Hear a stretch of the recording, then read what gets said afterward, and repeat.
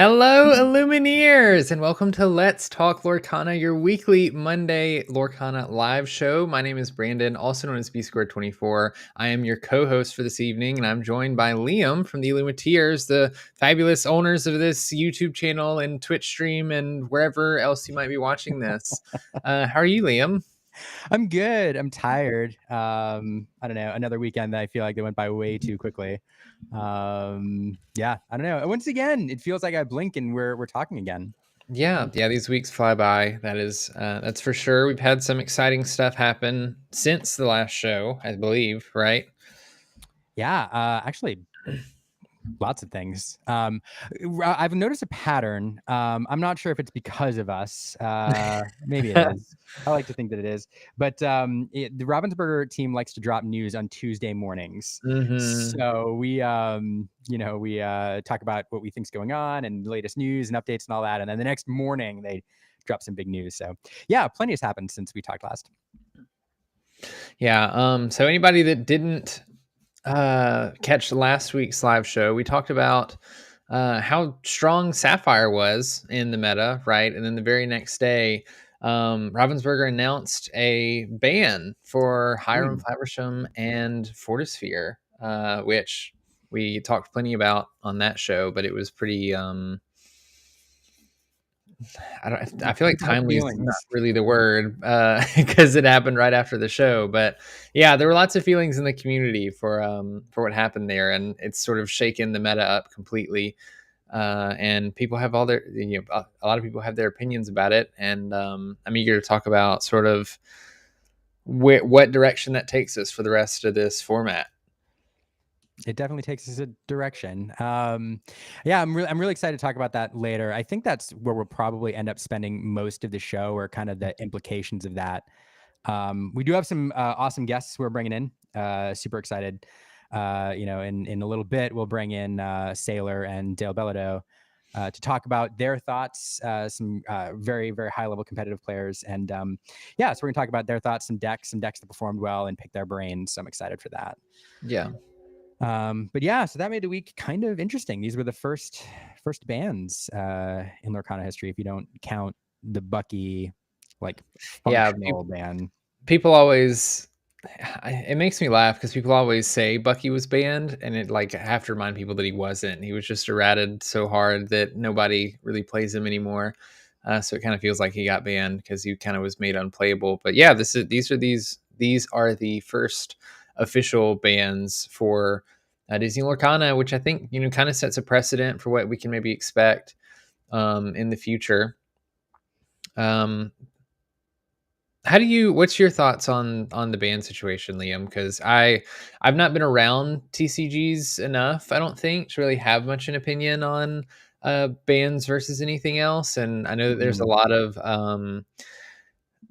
of feelings, whether you're a TCG veteran or new players, especially kind of towards this whole topic. And I know there's been quite a few people that have been pretty sad, like R&B says here in the chat, on sort of what this does to the decks that people have been building and the things they've been practicing and investing money in, and etc. Yeah. Yeah, we're gonna get right into it. I really can't wait to ask our guests their opinion too. But my thoughts are, I think especially in like an eternal format that they have right now, where everything is legal forever, until they change that. I think that bans are necessary. Mm-hmm. I think that what ends up happening is you either are consistently like power creeping your things to keep the newest cards like the most relevant, or what ends up happening is you run out of design space. Especially in this game, which relies more and more on synergies, like Floodborne synergies. Take for example, like Beast Tragic Hero as an example. Beast Tragic Hero is very good right now, but Mm-hmm. as soon as you print a like 1-cost Beast that you can drop on turn 1, or even a 2-cost that you can drop on turn 2 to shift on turn 3, all of a sudden that Beast becomes egregiously good. Yeah.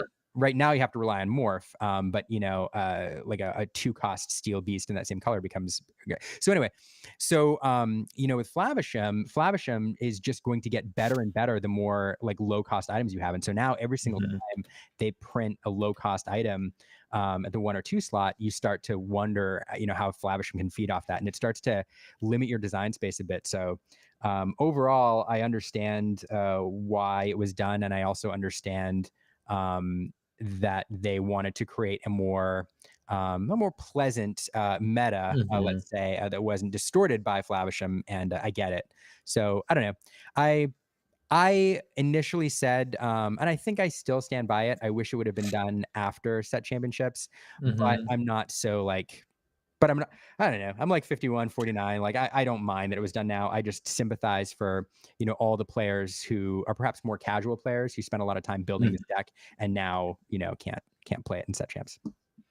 Yeah, I definitely I'm glad that if they were gonna make this decision, which they did it kind of as early as they could, sort of prior Yeah. to set champs, because I kind of agree, it feels bad when you invest money as a player into certain cards and then, right before set champs, those cards kind of become, I don't want to say useless, but like they lose their value, or sort of the deck that you've been working on and spent t- time, resources, etc., building and playtesting kind of goes away. So I'm glad that they did it early if they were going to do it at all. Yeah, Yeah. that's good. Yeah. I don't know. Yeah. Some interesting Fortisphere was interesting. But yeah, Hmm. we'll we'll talk. We'll talk. Well, I'm interested to get into this some more when we bring on Dale and such, because yeah, I mean there's just, I mean, there's a lot of opinions, Hmm. but it's done, and yeah, and I agree with you. I like that it was done as far, if they were going to do it, don't do it the week before set champs. Do it as early as possible, or wait till after set champs. The Yeah, worst thing they could have done was waited a little bit longer. yeah. So anyway, they a couple other things before I do have one other bit of news I want to talk about. A couple others actually, before we get closer to talking about the band. But I will say a couple things. One, Infinity, shout out, yeah, shouting out the hat here. Hey, if you all have merch, send us a link. If your team or your LGS or something has merch, send us the link to your store. We like supporting different teams and LGSs and stuff. We'll support you. So send a link.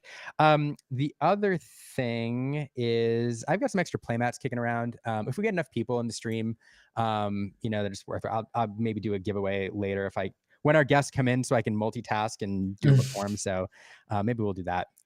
So yeah, tell your friends, come on in. The other thing, so let's talk about the other news this week.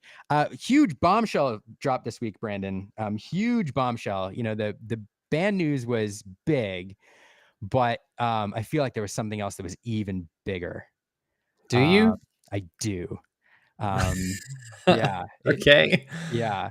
It was announced that Lorcana's most eligible bachelor is no longer on the market. Zach Bivens. Oh yeah.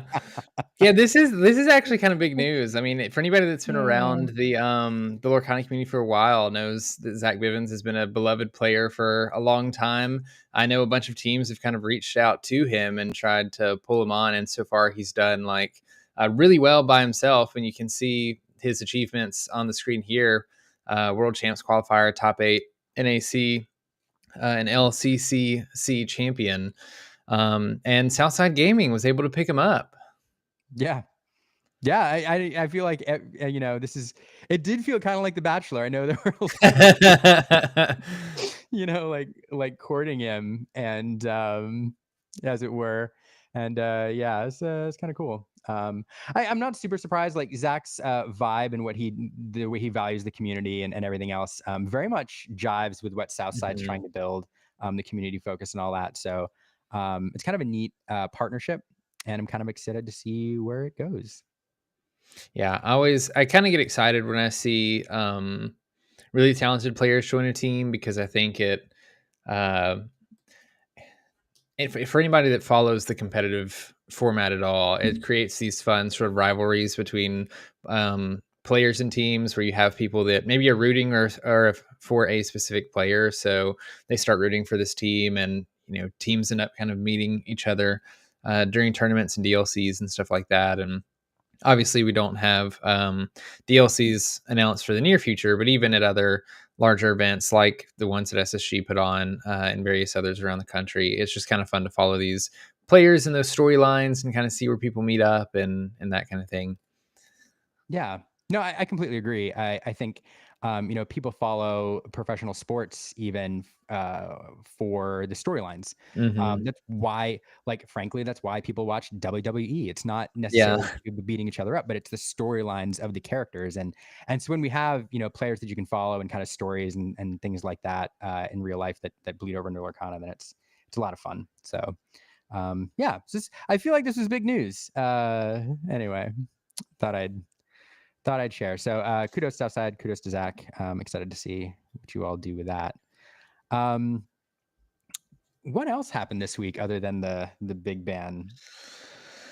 I don't know. It's hard for me to remember, because honestly, after the big ban happened, I just remember seeing like everybody that does content almost in any sphere of the game, we're giving their opinions on the Hiram ban. So I'm still kind of stuck on Hiram ban mentality. Yeah. No, that's fair. I feel like we're going to dive so much into this when we get Dale and S4iler in here. So I don't want to delve too much yet. I guess the other thing that happened this week, and it wasn't supposed to, I think. You talking about the thing that happened today? Yeah, the thing that happened today. Yeah. Can I turn my mic up? Yeah, I can turn my mic up a little more. I need to get my cloud lifter installed on this, is what it is. How's that? A little better? It feels, but yeah, that sounds a lot better. All right, I'm gonna turn this up here too. Okay. Yeah, let me know if my volume is still low. All right.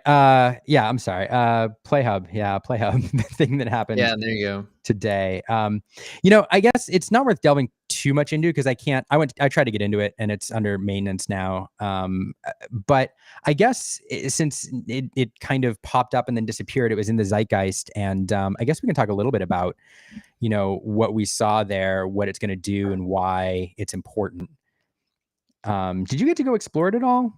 I did. It was one of those things that like I never saw an announcement for, but I woke up and in various discords and across social media, I saw people talking about it. And for anybody that doesn't know, months ago, Ravensburger announced that they would eventually switch to, is it the Ravensburger Play Network? Is that what they called it? I forget exactly what the name was, or maybe it was the Ravensburger Play Hub.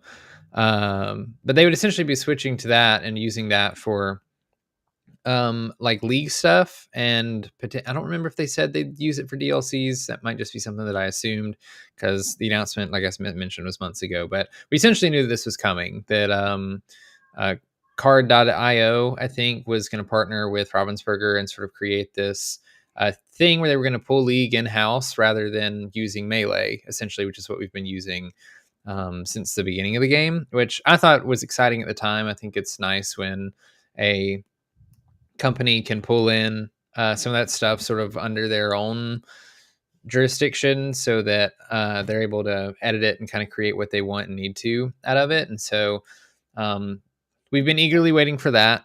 Today I woke up and there were a bunch of people that said, hey, this thing launched and you can log in and check it out. And so I did. I created an account, logged in. And from what I saw, if anybody had used card.io before for, they've done Lorcana like tournament. There's been Lorcana tournaments and stuff, third party, that's been done through there, and then other games than Lorcana as well. It is very much that kind of the same thing, but with more like Disney Lorcana branding aesthetically, I guess. It looks pretty cool. I remember seeing there was like an event locator, which I thought was really nice. Like there's an event locator, you could search based on location, like with a certain radius or diameter out from that location, which I think would be really cool, both to just like find league nights and tournaments and things like that, but also for set champs, like something that's kind of been community driven for a long time, where community members have sort of piled together stores that they knew were doing set champs and scheduled win, because it was kind of difficult to like find that stuff in your area if you weren't already aware. So the event locator was cool. There was a whole like deck builder and stuff in there as well. There was a pretty nice, like in your profile, you could change your icon to a couple different Disney Lorcana cards that they had in there. It was definitely like still in a beta form, but for a beta, I think it looked really nice, and I'm kind of excited to see what it looks like when they officially launch it, because this seemed to be kind of an accident fluke thing, and like you Yeah. mentioned, is under maintenance now, no longer up for people to do, but gave us a little bit of an insight on what that might look like. Yeah, no, I agree with everything you said in terms of why it's exciting. What it feels like big picture, what it feels like is, Melee was a platform that existed, that's been around for a long time, and when Lorcana came out, they fell in on Melee. And the upside is that stores are used to it as a platform, whether they liked it or not, they understood it, and so it was easy to just like, you know, they're already using it for other things, to just use that platform for Lorcana as well.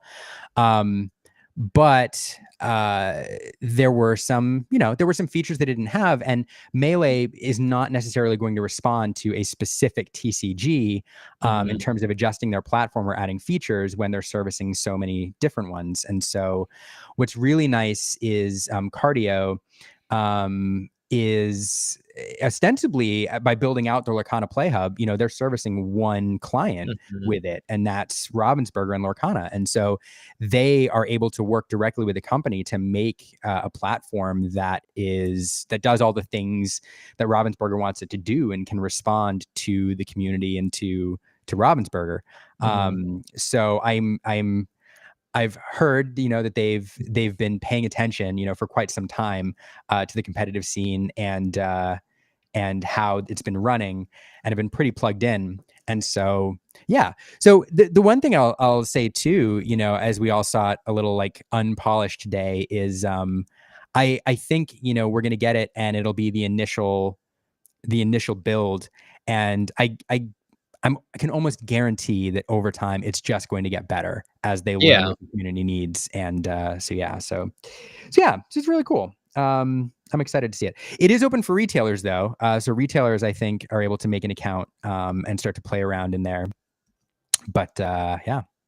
Yeah, because at some point soon, or relatively soon, retailers are going to have to completely switch from Melee to this. So it's good for them to go ahead and make that transition, I would imagine, when possible. I know that Trey, who helps run our league, was telling us we should go ahead and make our accounts kind of to make that easier. I don't know if you can still make your account as a player Mhm. anymore, but for anybody that is on the retail side, definitely would be something to do. Because even something that I noticed when checking the event locator, you could like click a store and it would tell you whether or not they were integrated into this new system or not, like if they had made those transitions. So I imagine anyway that it's going to be important for people to make that transition to. One thing I do want to see, and this probably won't come immediately, but maybe it would come later down the line. Something chat's bringing up, which is I would love to see an app for this. I don't know if there already is or Yeah. not, but like it is kind of annoying to have to go into Safari on my phone. I have an iPhone or whatever the other uh, equivalent of that is for all the other phones. I just hate having to go into like an actual browser on my phone to like do all the stuff for pairings um and like submit match results and stuff. So I think it'd be really cool to have an app. It'd be just easy to open. Maybe it could be integrated into the official app. I don't know how difficult that would be, but it would make it a lot more convenient, I think, for people that I mean, everybody uses their phone at events. You know, like DLC, 100%. just walking around with your phone. 100%. No, I agree with you. I'm actually amused by the app discussion because shout out to like the four of you watching on Twitch. We need to get our Twitch numbers up, but shout out to the four of you watching on Twitch. It's funny that all of the app comments were coming from Twitch. The four Twitch viewers,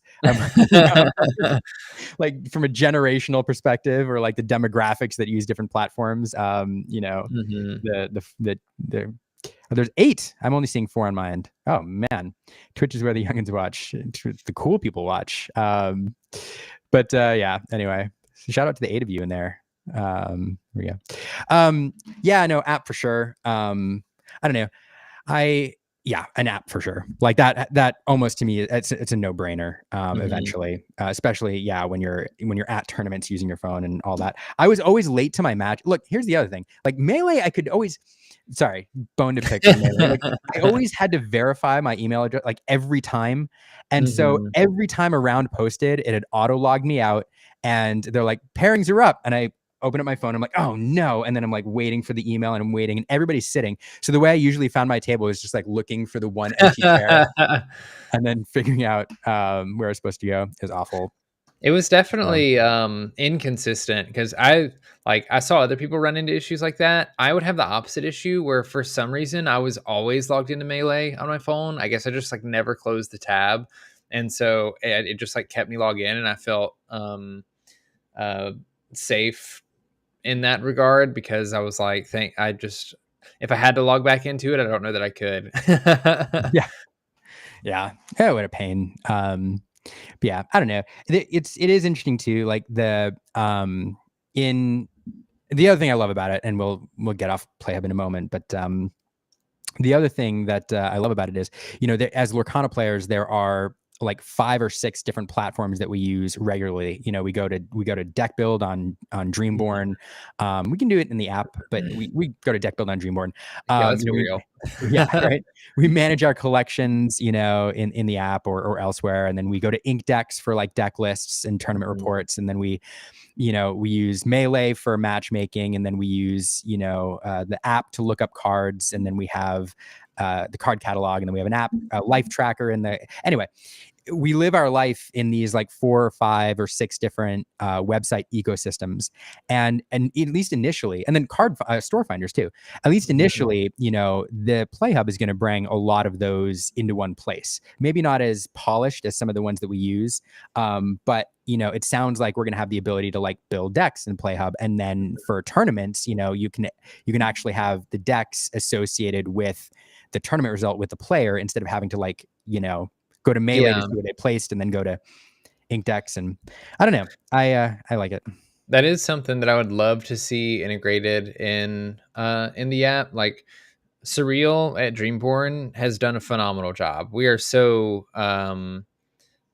spoiled, I think, to have Dreamborn.ink because I like will occasionally get a burst of energy to want to check out an old card game or a different card game.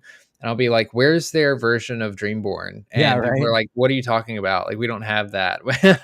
And I love the UI and the way everything just kind of like works on that. And like, I don't know if it's because I'm spoiled or what it is, but even when I was playing on the Ravensburger PlayHub earlier today, I like built out a deck just to see what it was like. And there were so many things that I missed from Dreamborn. Like there's no there and again, I know that this was beta for Ravensburger PlayHub. This could totally change by the time it comes out, but like there was no way to import or export a deck list through like text. There wasn't really a way to like share the deck list. There wasn't just like a picture that you could share with all the cards on it or anything like that. And like just little things like that that Dreamborn does, I love and have gotten so used to. And um, I think it would be great for like that in some way to be integrated with the official apps and things like that for the reasons you just said. So that it'd be easy for players to like make their deck in the same place that they were going to have to submit their deck list, and like it'd be easy if we could just all kind of wrap all instead of going to all these different places like you said, just kind of wrap it up in one specific place. Yeah. You know what I've found recently? God, I'm going everywhere this show. I didn't realize. So, spoiler, ish. We're working on a video that we recorded gosh, like a month and a half ago, but editing it is a bear. Where we tried to collect an entire foil set of Arcasia's Island in 4 hours Oh my on gosh. release weekend. I won't tell you how it went in the end for the audience. Brandon, I'll tell you privately, but I won't tell you whether we're successful or not. But it's a monster of a video, and it was a heck of a project, and I think I regret it. But it's going to be a lot of fun. So subscribe to our YouTube channel. Hit that subscribe button, on YouTube if you want to see this when it comes out. But I was sitting there at one point, and I had this pile of foils that I was trying to trade for, and the other person had pillaged my trade binder and had a pile here, and I'm on like TCG Player looking up values and writing them down, and the guy comes over, he's like, no, he's like, go to Dreamborn. I'm like, What are you talking about? That's the deck website. And he's like, go to Dreamborn, and he's like, click this, and to the trade feature, which I didn't realize existed. And I went click, and built the trade, and it worked. And I felt like I was probably the only person who didn't know that existed. You may not be. There's a lot of really cool features on Dreamborn that I really like. Another one that I use is if you're ever going to a tournament, you need a registration sheet. Like you mentioned, we all build our deck. Most of us build our decks on Dreamborn anyway. You can go to your deck, and I don't remember exactly like where on the tabs in UI there is, but there's a way for you to click or generate a registration sheet. You just go to your deck, maybe click edit or more or something like that, and then like one of the options is registration sheet, and it'll just load one up for you with all the cards in there already text printed out, and all you have to do is print that and bring it to your shop if they require deck lists, which I've used multiple times and is a lot easier than getting there, having to borrow a piece of paper, filter through your deck, and handwrite out all the cards that were in your deck. I agree. Like that, yeah. That's a great feature. Yeah. Again, shout out to Dreamborn. Dreamborn and Inkdex. What great platforms, Yeah. Yeah, love it. So PlayHub's coming. Get ready to get in there, and people talking about suggestion box. I agree. Hey, if anybody is watching tonight, send us notes, even in the chat here, of features that you want to see. I know when it comes out, like officially, we're going to be in here talking about it. And I don't know that anybody watches our show, but maybe we can get those suggestions where they need to go. So. Terrible. Yeah, solves the handwriting problem for sure. Anyway, so that was fun, and that'll come out shortly. What else? I don't know. Do we get ready to get into the meat, or what else do I talk about? I think so. I think I'd say the big topic for this week is probably what everybody sees in the title and in the thumbnail of where do we go from this? Because kind of before we get started too much on the Flaversham and Fortisphere ban topic, I feel like at this point, like a week has passed, pretty much everybody's given their opinions on what they think in regards to the bans themselves. And so now I think it's interesting to talk about sort of where we think things are going to land, because everybody knows everybody's opinions on the ban itself now. But what does that mean for the meta? How's the meta going to evolve now that Flaversham and Fortisphere are no longer in play? I think you're right. Way to set the stage, because I think you're exactly right. Like the bans happened, everybody's rioted or not, and celebrated or cried. Yeah, shout out to R&B. One of the OG Sapphire Steel players who's watching tonight. Sympathy to all of you. Yeah. But I think the interesting part now is like, what happened this weekend? What does this mean for set champs? What does this mean for worlds? And how does this shift, the competitive meta? So, So with that, I guess let's bring in our awesome guests. For those of you who watch the show pretty regularly, these are no strangers. First we'll bring in somebody who I knew we had to bring on immediately once Flaversham was banned. I wanted to bring in a Sapphire Steel player, but I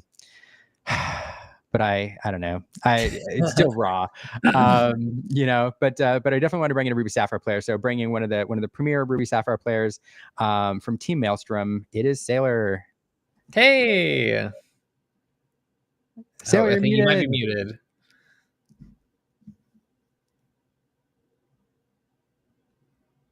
Oh dear. You're still muted, I think. Did I mute? Oh, we'll wait. We'll wait for him to. He was working earlier before we started. Sailor is such a Ruby Sapphire fan that even his neon lights in his background is Ruby Sapphire. So yeah, while I'll let Sailor play with that for a moment while he types and figures that out. And before you got it, He says it's on, but we still can't hear him. yeah, it's weird because you were. All right. While he works on that, we'll work this out.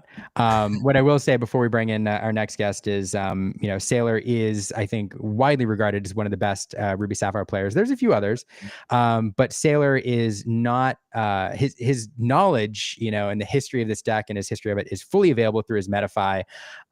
So if this deck is something you're interested in learning about, and how to play against it or how to play it, definitely check out his Metafy.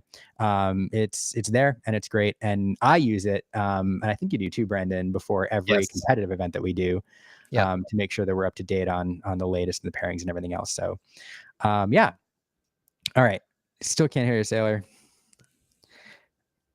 No, maybe I'm gonna send you out and I'm bringing you back in. I don't think that'll fix it, but yeah, no. Weird. Yeah, I don't know what the issue might be. Yeah, all right. Sarah will be out and we connect. We'll get him back in. It'll work. While we're doing that, that's why we have two guests sometimes.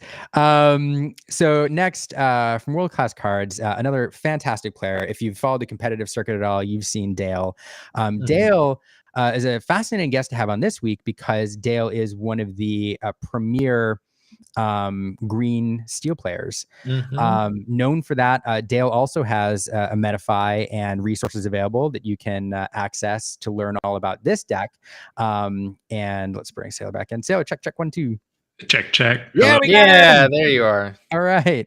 I don't know why the mic got out and then came back. Whatever. Happy to be here. How are you guys? Yeah, we're doing good. Glad we can finally hear you. Yeah. Yeah, absolutely. I was like, why is nobody answering me? It's a trick. We play this joke on our guests sometimes, or we just bring them in and just ignore them for a while just to joke around. A good old leave and come back made it, so we're good. Yeah. Have you tried unplugging and replugging your computer? Yeah, absolutely. IT number 1 rule. Right. Yeah. Oh no! Please don't ban me. Yeah, the way his mic got discarded by Emerald. Oh, look at that. Yeah, I was gonna say, speaking of things that left but probably won't come back. Hiram. Yeah. So since the whole app errata fiasco of last year, I always thought about what I was gonna do if at some point they errata Hiram or ban it, right? And I just could never come up with something clever, and so I put it on the back of my mind and said, well, maybe they don't ever do it. And and so yeah, I was shocked, even though I know some people were advocating for it quite a bit, and obviously it was one of the best cards in the game. So I'm never gonna say that it was not good, right? Like it was the backbone of the deck that I created. It was everything around my deck was built around the fact that Hiram was providing the cards needed for it. So the announcement of it, along with Fortisphere, was very, very hard. Like I had a very tough week. I think and it may sound very ridiculous for people that are barely into Lorcana or that are not as committed to it than I am, but or for people that are have played other TCGs, right, and they're not as committed to Lorcana, and they're like, yeah, it happened all the time in other TCGs, right? I have heard a lot of this discourse over the last week. But for me, I never felt what I felt last week in any other TCGs, in any other bands. And for me, the reason is pretty clear: is that we have like a smaller card pool.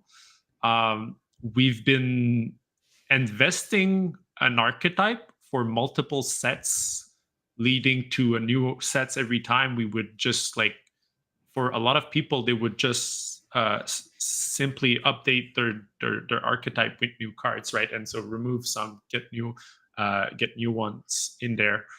And in other card games like Magic the Gathering, for example, there's a huge card pool, and there's rotations. You know that these rotations happen, right? It's not like out of the blue, right? Happening. You know this is happening, so you can prepare yourself. You can obviously not commit to a single color combination when you know it's going to happen, right?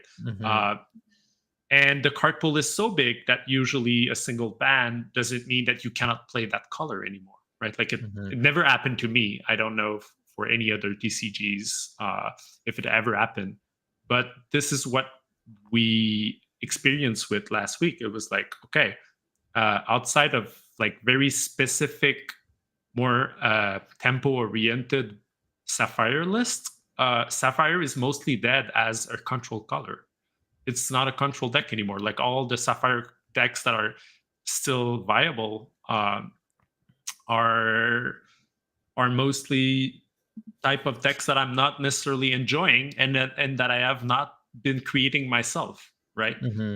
So obviously, as a player, I don't mind playing other decks, right? I have started playing Lorcana when it was first released, and I played Amber Steel, and I had a blast playing that, right? And so in Rise of the Floodborn, I experienced with other decks, and I found that I had some love for the Ruby and the Sapphire cards, and it was not good, right? So I was like, okay, well, at least I've experienced dabbling into that.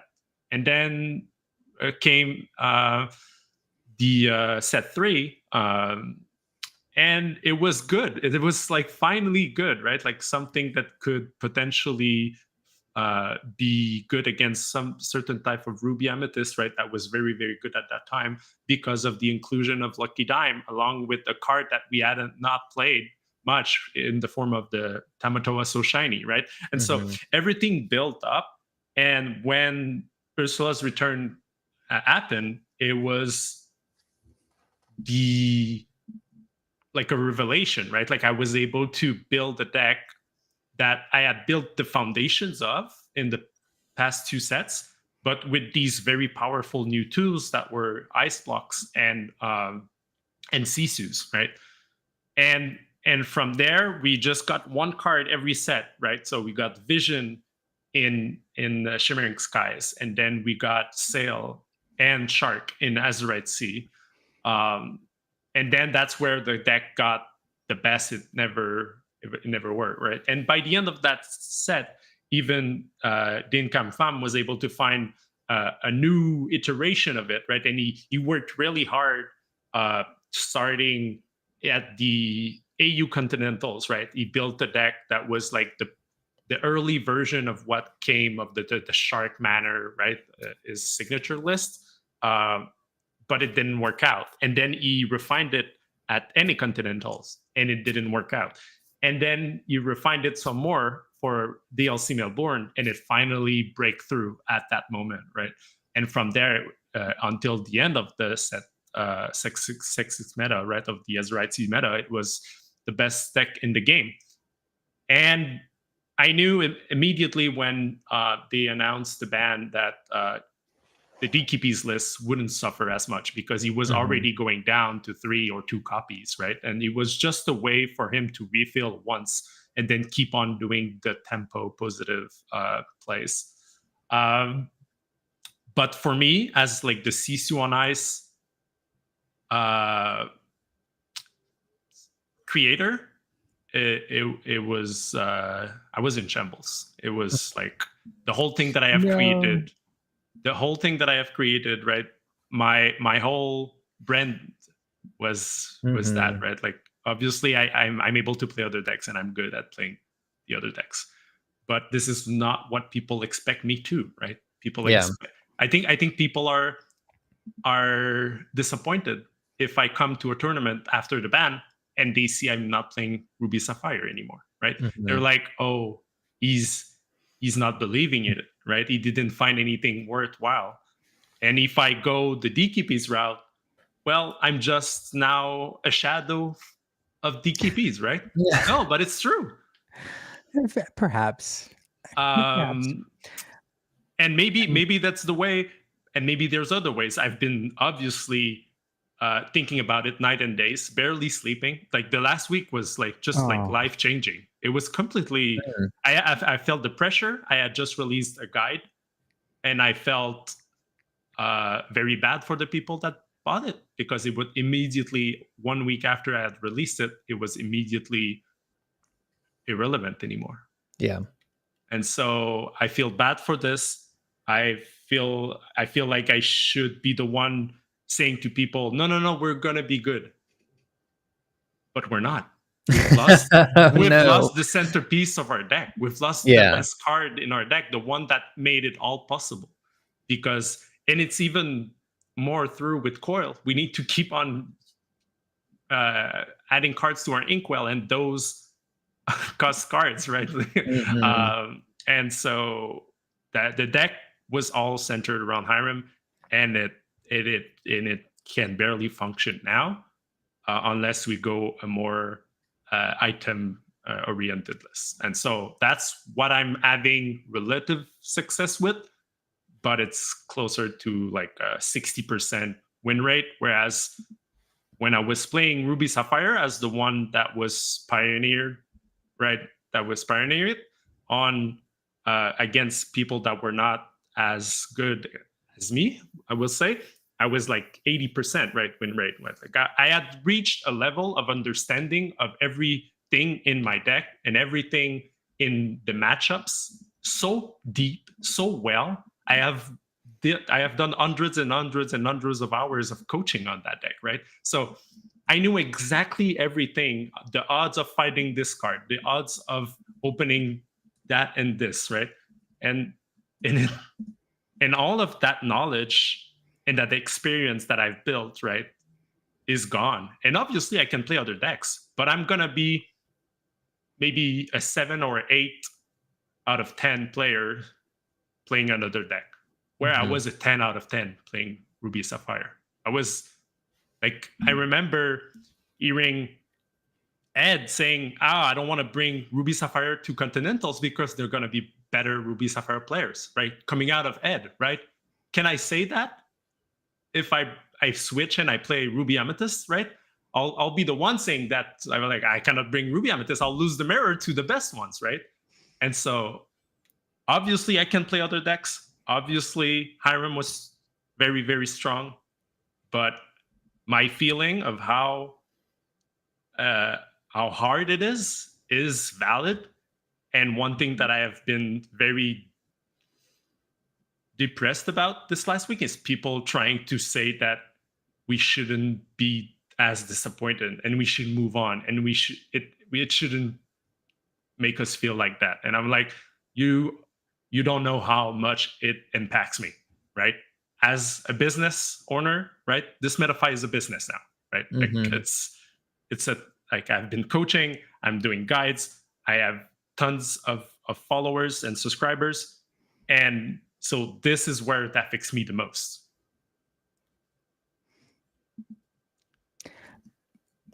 I mean, it's tough. It's tough to follow that. I mean, it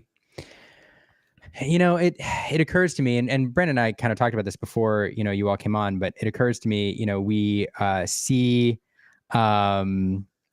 we see on Twitter or, on text messages and things like that, the reaction of a lot of you players. I mean, it's not, just you, S4iler, but we see R&B in the chat. We see Additional Ink, and there's other players out there, who, this is a deck they love. For me, it's Amethyst Emerald. Like if Amethyst Emerald loses, Merlin Goat, where there's certain other cards that would be, it wouldn't make it unplayable. It's not fair. It's not a fair comparison, but I can kind of imagine how I'd feel if all of a sudden my archetype became unplayable. And I do think that unless you talk to some of you all in person, it's easy to underestimate how much of your life over the past year that you've devoted to this particular archetype, this color pairing, and yeah, so it is. I don't know. It's a tough thing. Empathy, sympathy. We're gonna obviously move on, and and we're still gonna be relevant players, right? And we're still gonna maybe find some new things further on the line. Not maybe, we will, right? For every set, we will. For me, the hardest part is having this precious tool taken off from me, and then having everybody else keeping their good tools. Right? And so I have to fight with all the power that the other colors still have without having the most important one, right? The one that made it all work. And so I would have preferred it at the end of a set, personally. Or early on, right? Like right on before, right? Because there would be new things to consider for every colors, right? And so I could go on and build from all 204 cards, right? And be at the same level of everyone else, right? Of like, okay, let's build a new meta, right? All together. Now I'm just there trying to find a deck that can keep up with the other decks, but without any new tools for it, right? Yeah. I hear you.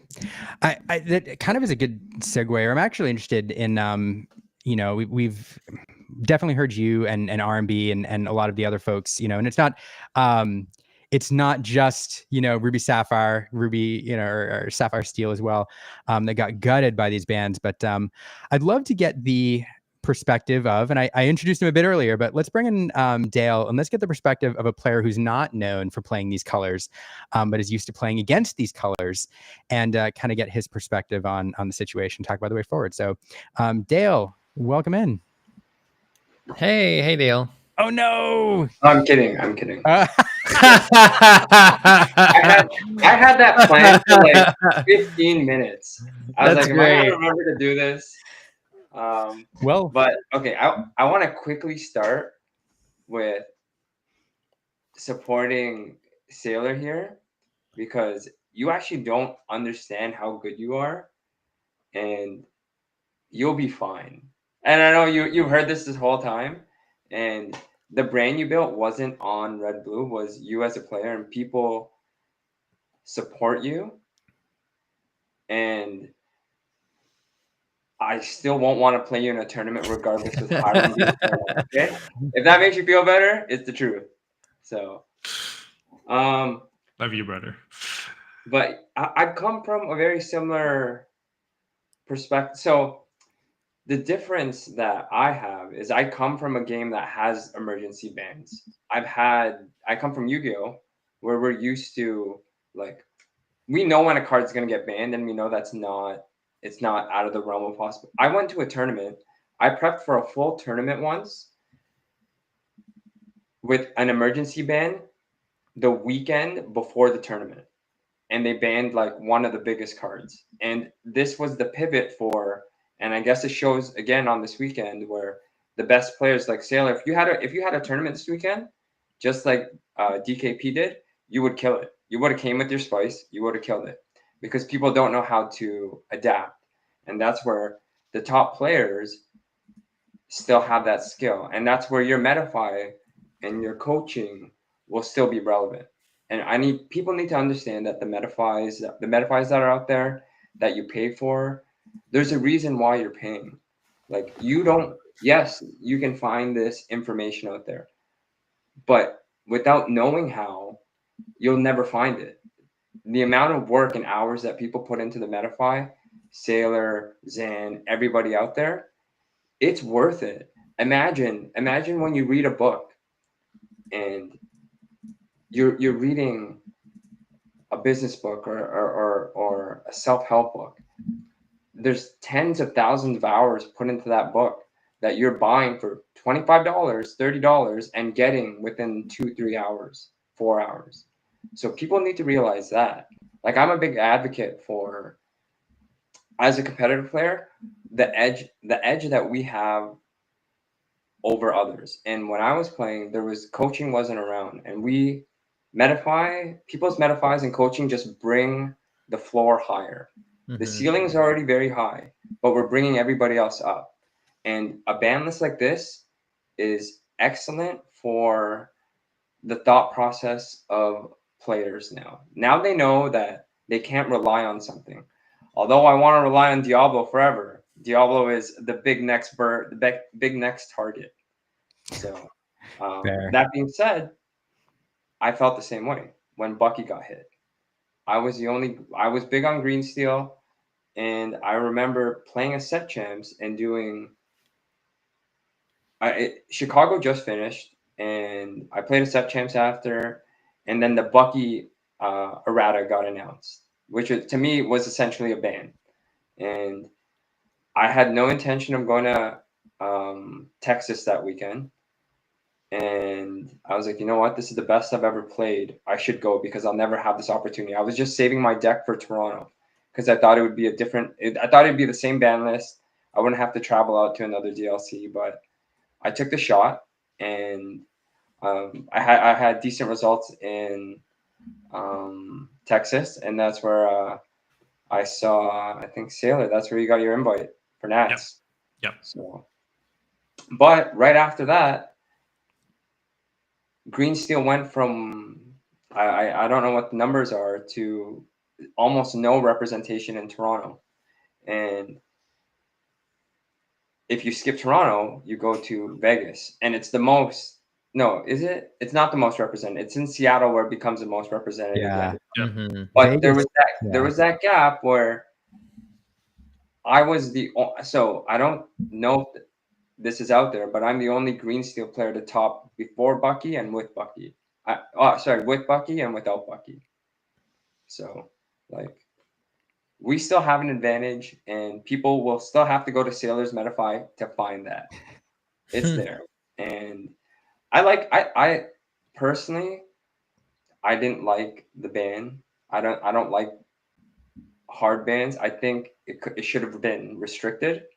I think they should have put, just like Glass Slipper, for example. Glass Slipper, you can only play 2. Why not play 2 Hiram? You don't eliminate the card from the card pool. I understand the errata issue because you're still printing product. You don't want to have to reprint the whole line. But yeah, I mean, okay. So now that being said, sorry, S4iler. I had a good week.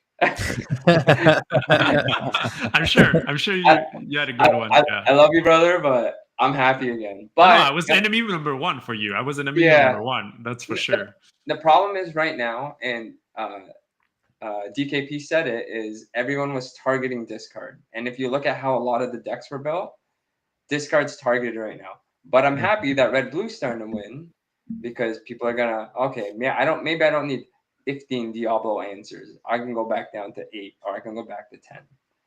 But I think change is healthy. The way they did it might not necessarily be the healthiest way to do so, but my perspective is I'm pretty sure the developers have looked down the line and they know the cards that they're printing, and Hiram just does not get any weaker than it is. Oh, 100%. It's impossible. Yeah. That had to be the only reason, because, for example, Diablo, we knew Diablo was going crazy at the time it was out, but had we known Genie was out next set, we wouldn't think that bad. Had we known Elsa, but they knew. So that's part of the reason why I assume they didn't hit Diablo. But Bucky, on the other hand, they couldn't.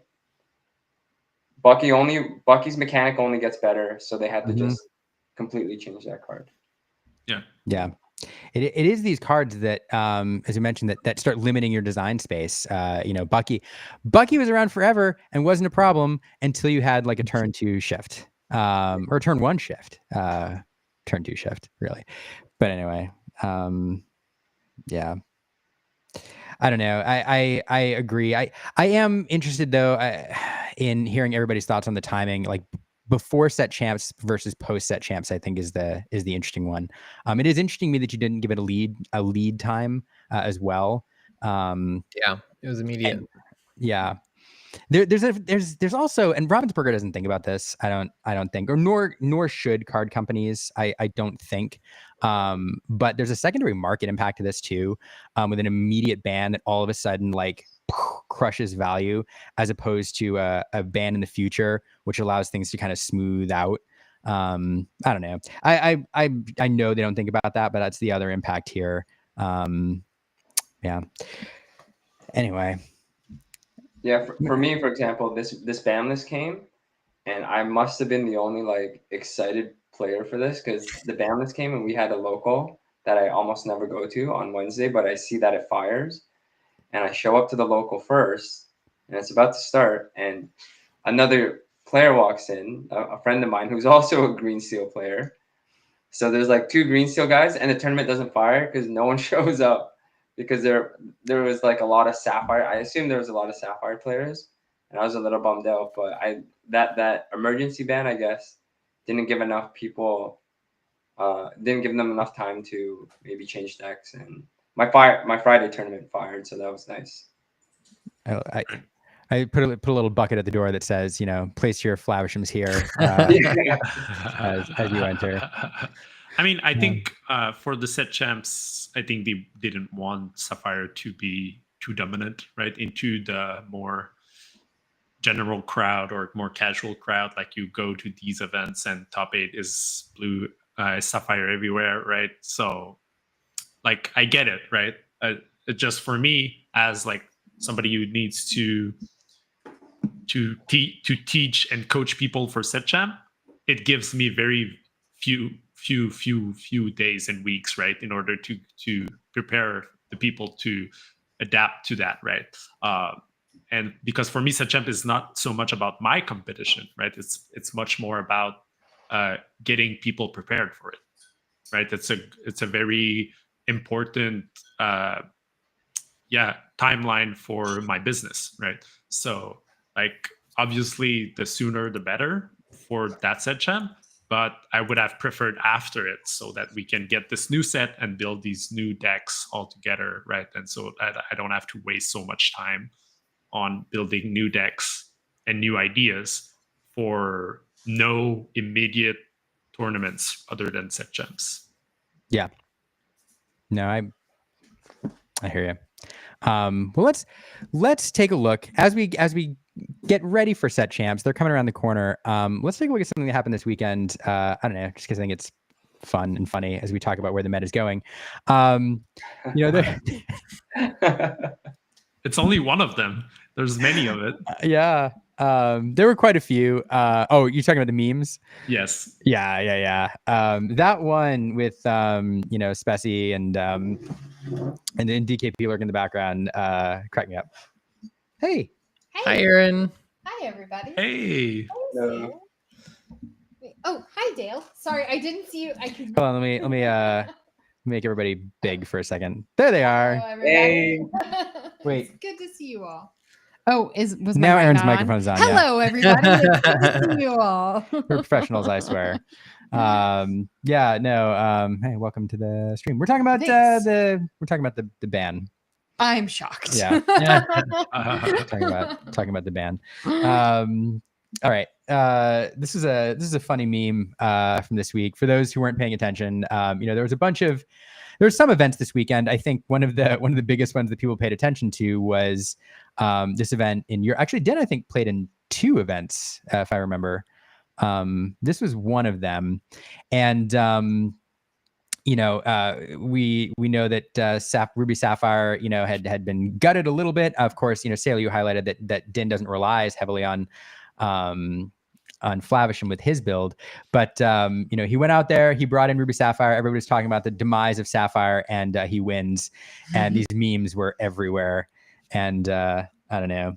I'll pull up his deck list in a second, but definitely worth taking a look at that meta. his deck list.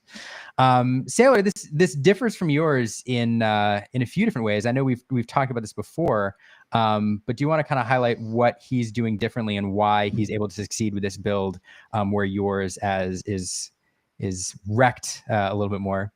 Yeah, so this is a tempo, low resource build that is try to build the synergy between a very high willpower location that is Magduck Manor and the fact that Maui half shark is gets advantage by challenging characters that are exerted, right? So you make your opponent exert their character to deal with the manor, which is quite hard to do because of its high willpower, and then you punish it with Maui half shark to get back some of your value. And so you don't necessarily need to be at like a high ink total. You're not looking to control the board for and the game for too long. You're basically trying to put your opponent in a trap where they need to answer you instead of you having to answer them, right? Mm-hmm. And so you have the synergies, obviously, with Be Prepared as well. That plays really well with locations, as we all know. And so that's basically the idea of the deck. And it didn't change really much from the Azerite Sea meta to this one. Basically, the only changes here is that he lost some Hyrems and got the new Tamatoas, which are, if you're able to see two popsicles, they're basically close to a Hyrem, right? Mm-hmm. But it also quests for two, so it's a little bit more tempo positive in terms of like your game plan is to get lore, right? As opposed to Hyrem builds such as mine, where a little bit of like, we don't really care about the one lore, we just want to get the cards going in order to keep finding those answers to whatever you're doing, and eventually we just like control everything until we win, right? With a Tamatoa, Lucky Dime, whatsoever. Mm-hmm. So this one, the changes that Fam did is that he's playing all is found as a way to get to Big Sisu, which he was not playing before because it was too high in terms of ink, right? And you would find too many. You would find that it would break too much is more focused game plan of like Shark Manor if you found those Big Sisus too early in the game, right? But recognizing that this card is such a powerhouse, now that Hyrem is gone, he says, okay, I'm going to bring those Sisus back, but I don't need the coils, I don't need the ice blocks because they're here to specifically target the low to the ground emerald cards, right? That are already got by the Sisus anyway. And so you get to all is found. It is very easy to activate because you have all these develop your brains and how far goes and sail the Azerite Sea, these T-pos, right? That can get into the discard. And so you can get from 5 to 7, 8, right? And so you suddenly on turn 4, you are able to do like a Be Prepared or a Big Sisu. So that's the idea behind this deck, and obviously it worked. But he also didn't face any Emerald decks in his way up, right? So I think people will look at this and will say, "Oh, so this deck is good against Emerald, Steel, and discard." I mean, I think Fam gave its best options to try to deal with those, but he didn't have to because he just didn't face any. And his deck was always really good against Ruby Amethyst, and that's all he faced, right? And the Ruby Amethyst lists were very much geared up for Emerald as well, because a lot of them were playing Peter Pan Shadows and Shark and Elsa and Genie. And so all these answers to Diablos, right? So it must have been a pretty hard weekend for the Emerald players up there in Germany. And I don't think that Fam's list is like rolls over these Emerald decks. Like, I really don't think so. I think the discard deck are still a little bit favored into them.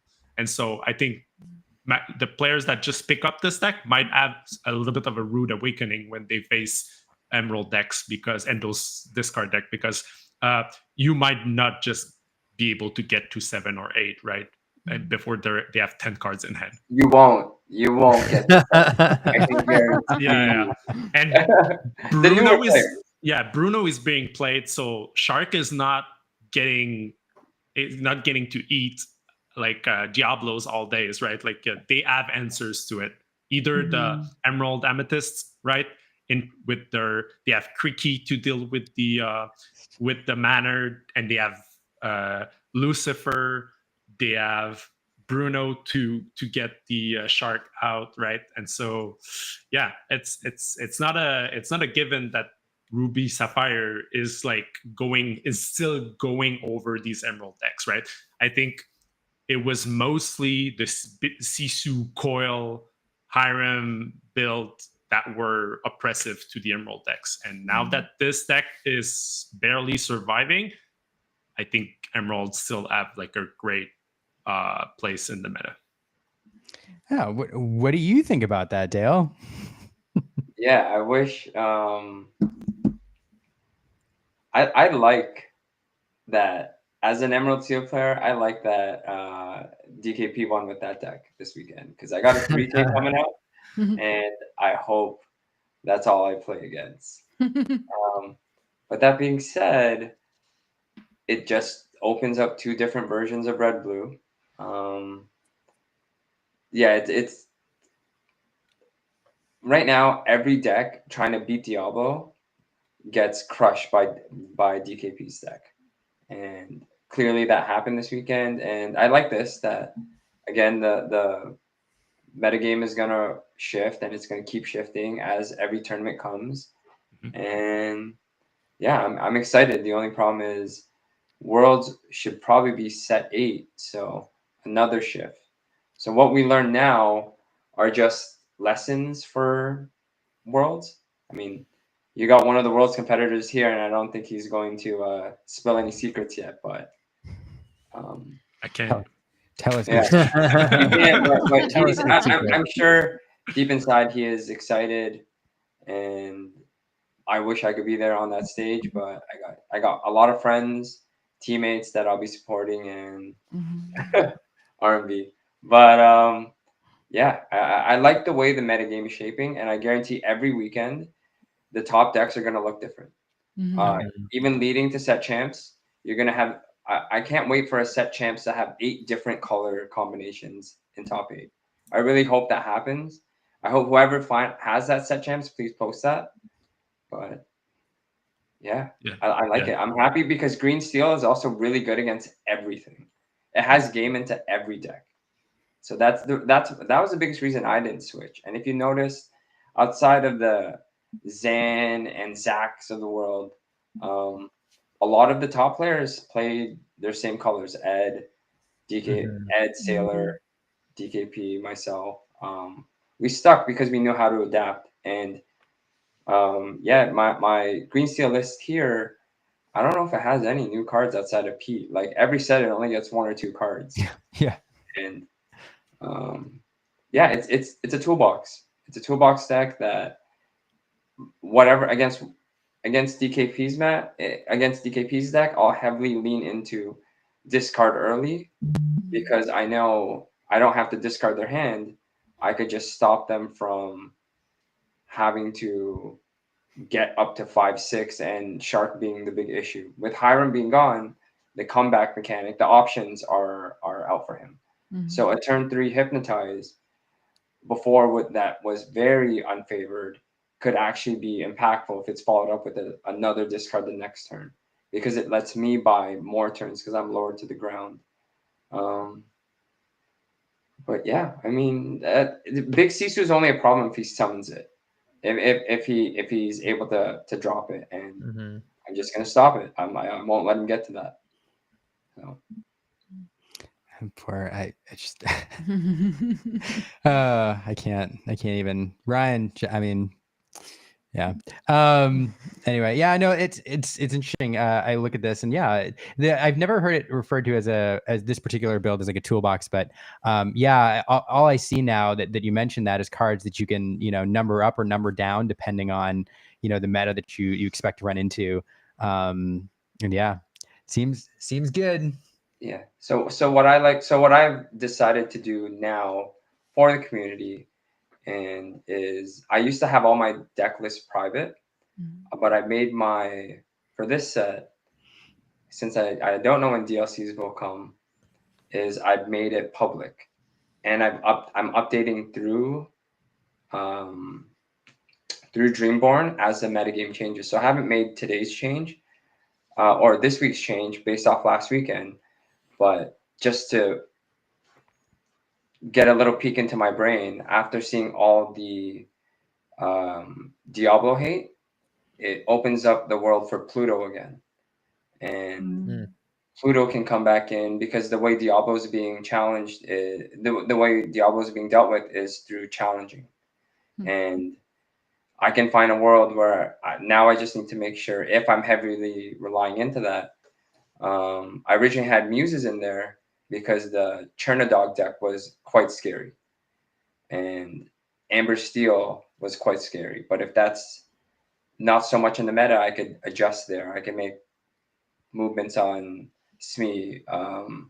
Zeus can come down. So again, it's numbers up and down, but nothing too much changes. It's something that I want to do with the community and hope that I get a little bit more interaction and people see that not necessarily just this deck, but every deck can adjust to how the meta is if you just stick to it and you read the meta correctly.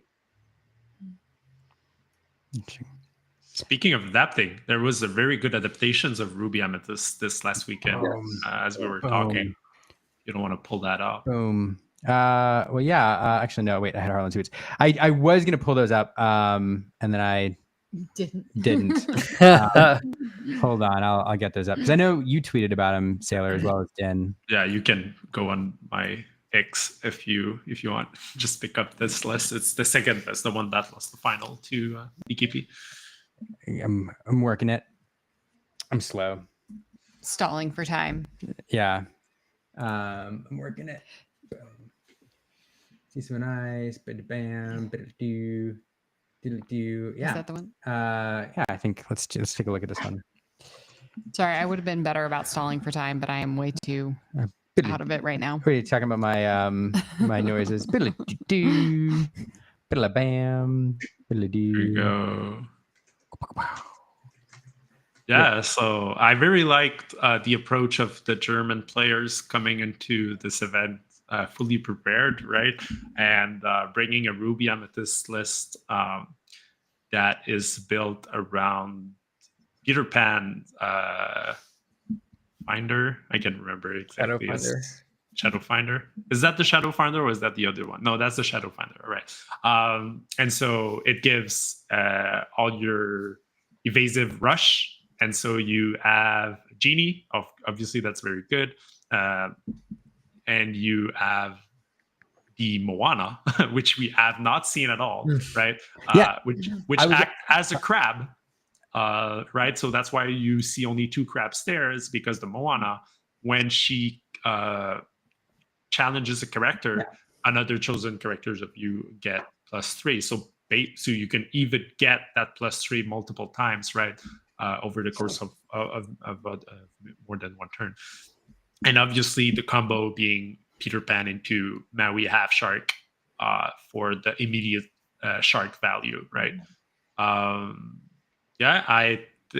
there's the 3-3 split of between the Big Sisu and the Be Prepared as a way for you to also answer the Diablos and Prince John's without being Ursula, right?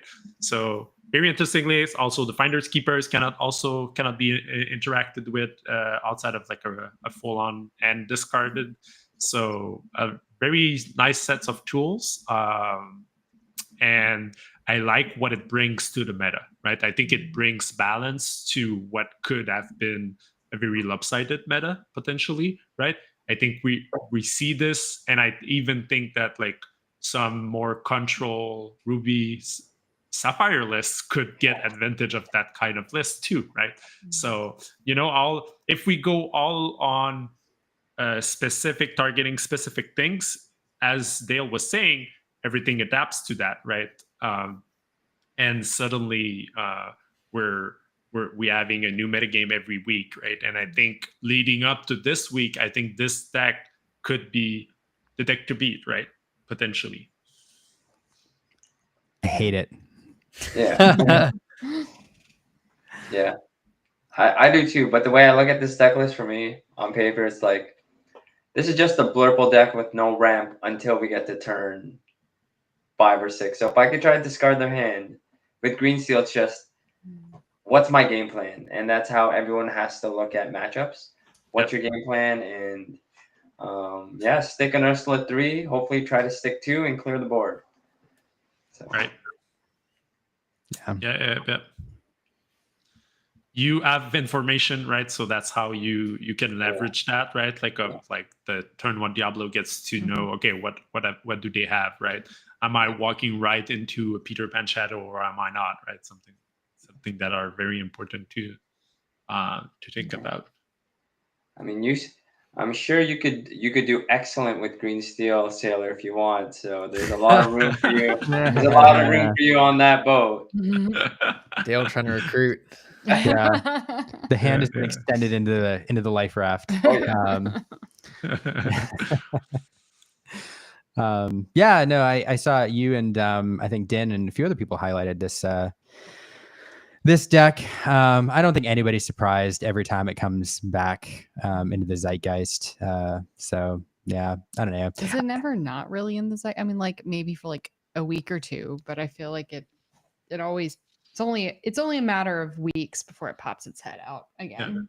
Yeah. Like I mean, when everybody's on items, right? Like we were at the early Acacia's Island meta, like that's what it's worse for Ruby Amethyst, right? They have no way to deal with items, so there's this long grind that they need to get through, and they're not gonna win the grind, and they're not gonna win the race. So it's a very bad spot for Ruby Amethyst. So obviously the banning of RM changes everything, as well as the Fortisphere. Well, I wonder, as I muse on this, and I muse again on the Amethyst clone mirrors that we saw, last set, especially going into North America Continentals. Like, as an Amethyst player, I hate to say this, Emerald Amethyst is my deck of choice, but like really the boring color here is Amethyst. Like, as you pointed out, Dale, like, this is Blurple with Ruby on the top end. And what we see, like Ruby Emerald, or Amethyst Emerald, Blurple, Ruby Sapphire, even,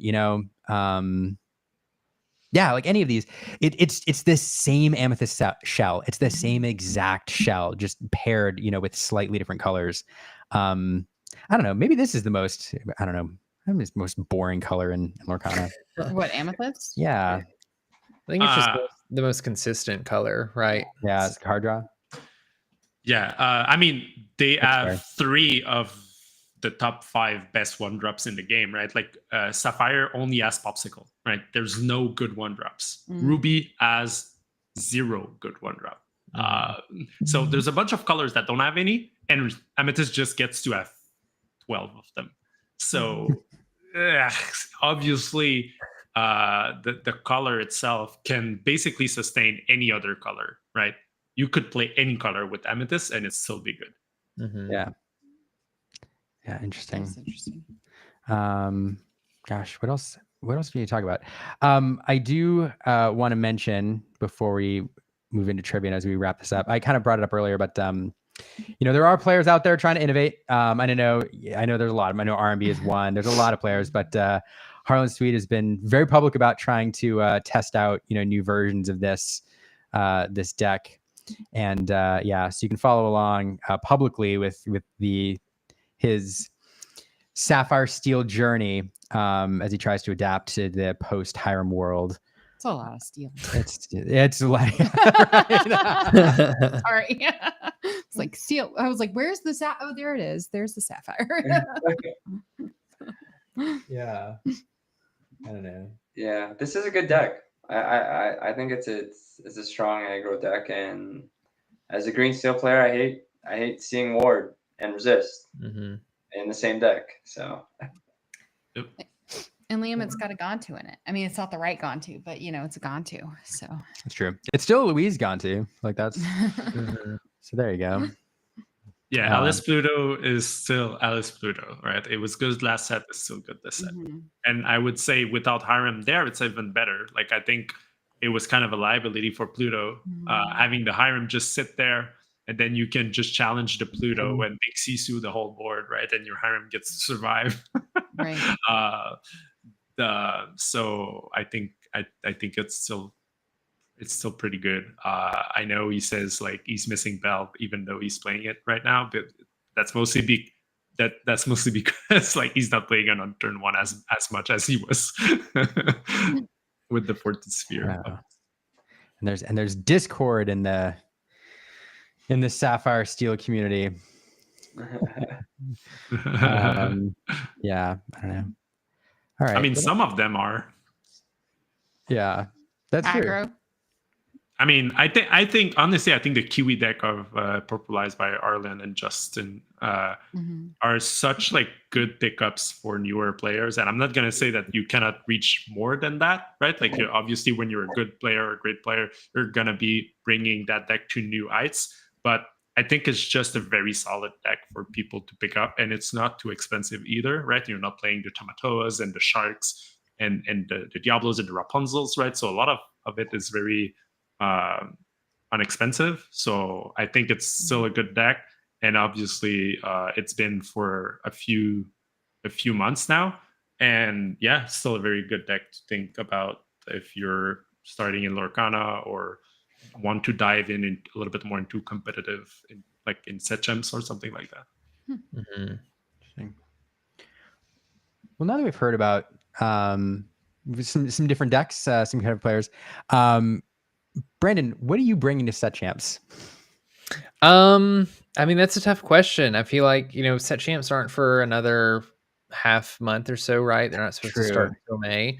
And I think, as S4iler and Dale have both mentioned in the stream, this meta is going to evolve some. It's like we talked a little bit about it already through seeing how Ruby Amethyst sort of came into the Germany tournament, anticipating a lot of Diablos. And I think the vast majority of people we're anticipating a lot of Diablos to show up, but who knows if there's a lot of Diablo hate, maybe the discard players, or maybe there aren't as many discard players as there would be, which causes people to play something else entirely and, ends up making it so that people are trying to tech towards one thing or another. One of the things that I love about set champs specifically is depending on where you're at, it can be super localized too, right? Right. We can talk all day about how strong discard might be, or how this Ruby Amethyst deck might beat discard, or how DKP's list might beat everything else. But if your locals is a bunch of people that are playing, Amber Steel bodyguards, like that doesn't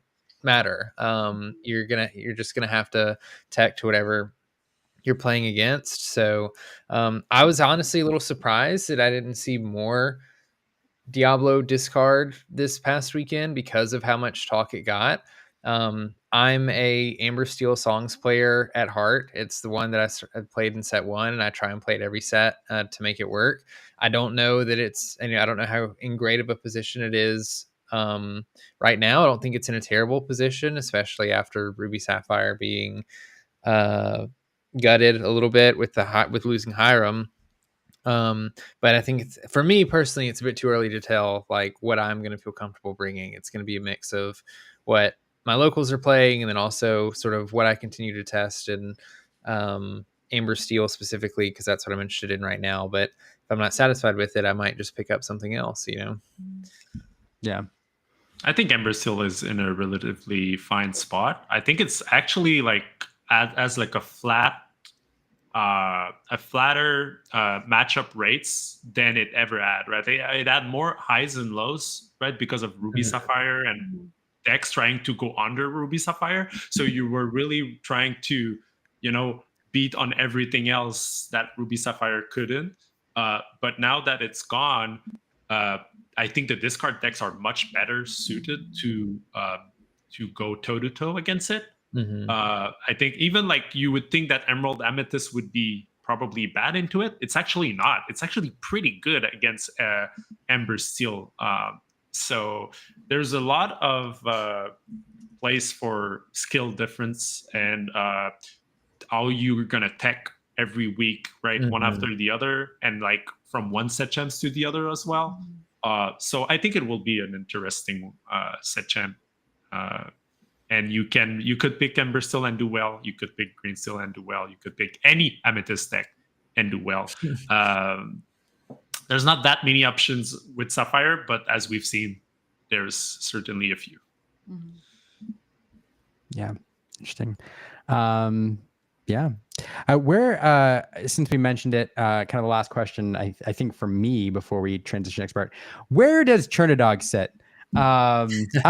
I've talked to a lot of people about this, and I've heard I don't know, I've heard interesting comments, but from some folks. But what do y'all think of this deck and where it's positioned right now? I think I'll let Dale answer. Yeah, I thought it was a good going under the Hiram deck before, and just to be really fast. And I still think it's good. I think a lot of people just wanted to play something different first, but it's a deck that I still think is incredibly strong. Interesting. Or stronger than people think it is. Not enough for me to switch my deck, but it's strong.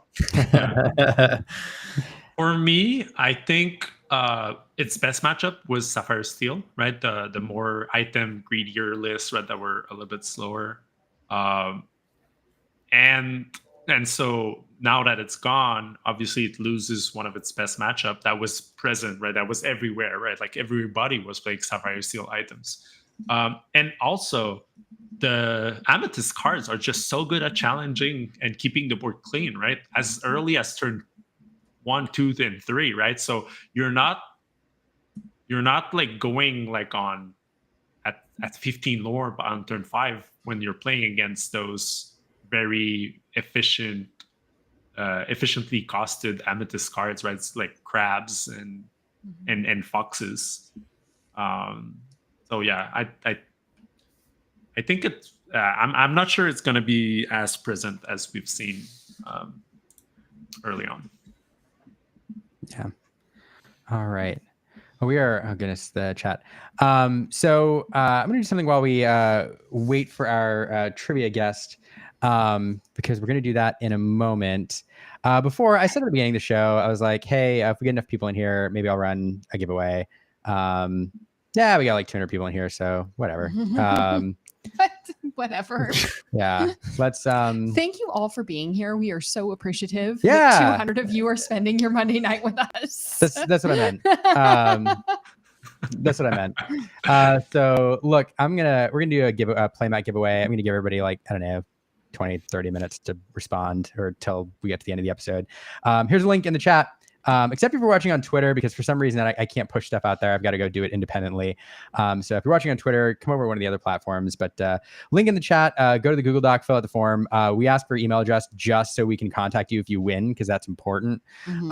Present to win, all that jazz. So what's the playmat that they're winning? Oh, it's the Look at This Family Lorcana playmat. Oh, okay. Yeah. Sorry, you might have said that earlier, but I missed it. Yeah. No, we got one of those extra at Hunter Burton Memorial Tournament. They gave it to us as a thank you for like commentating, and we already got 2. So you can all, somebody can win that. So yeah. So if you're just jump in the comments, go to the Google form, fill it out, and we'll do a drawing at the end. And if only one person enters, then there you go. I'm gonna play Matt. I have a very important topic I'd like to bring up with this group. Is it just me, or has Lorcana you can go either way. It's either ruined or made it so much better, the word prepared.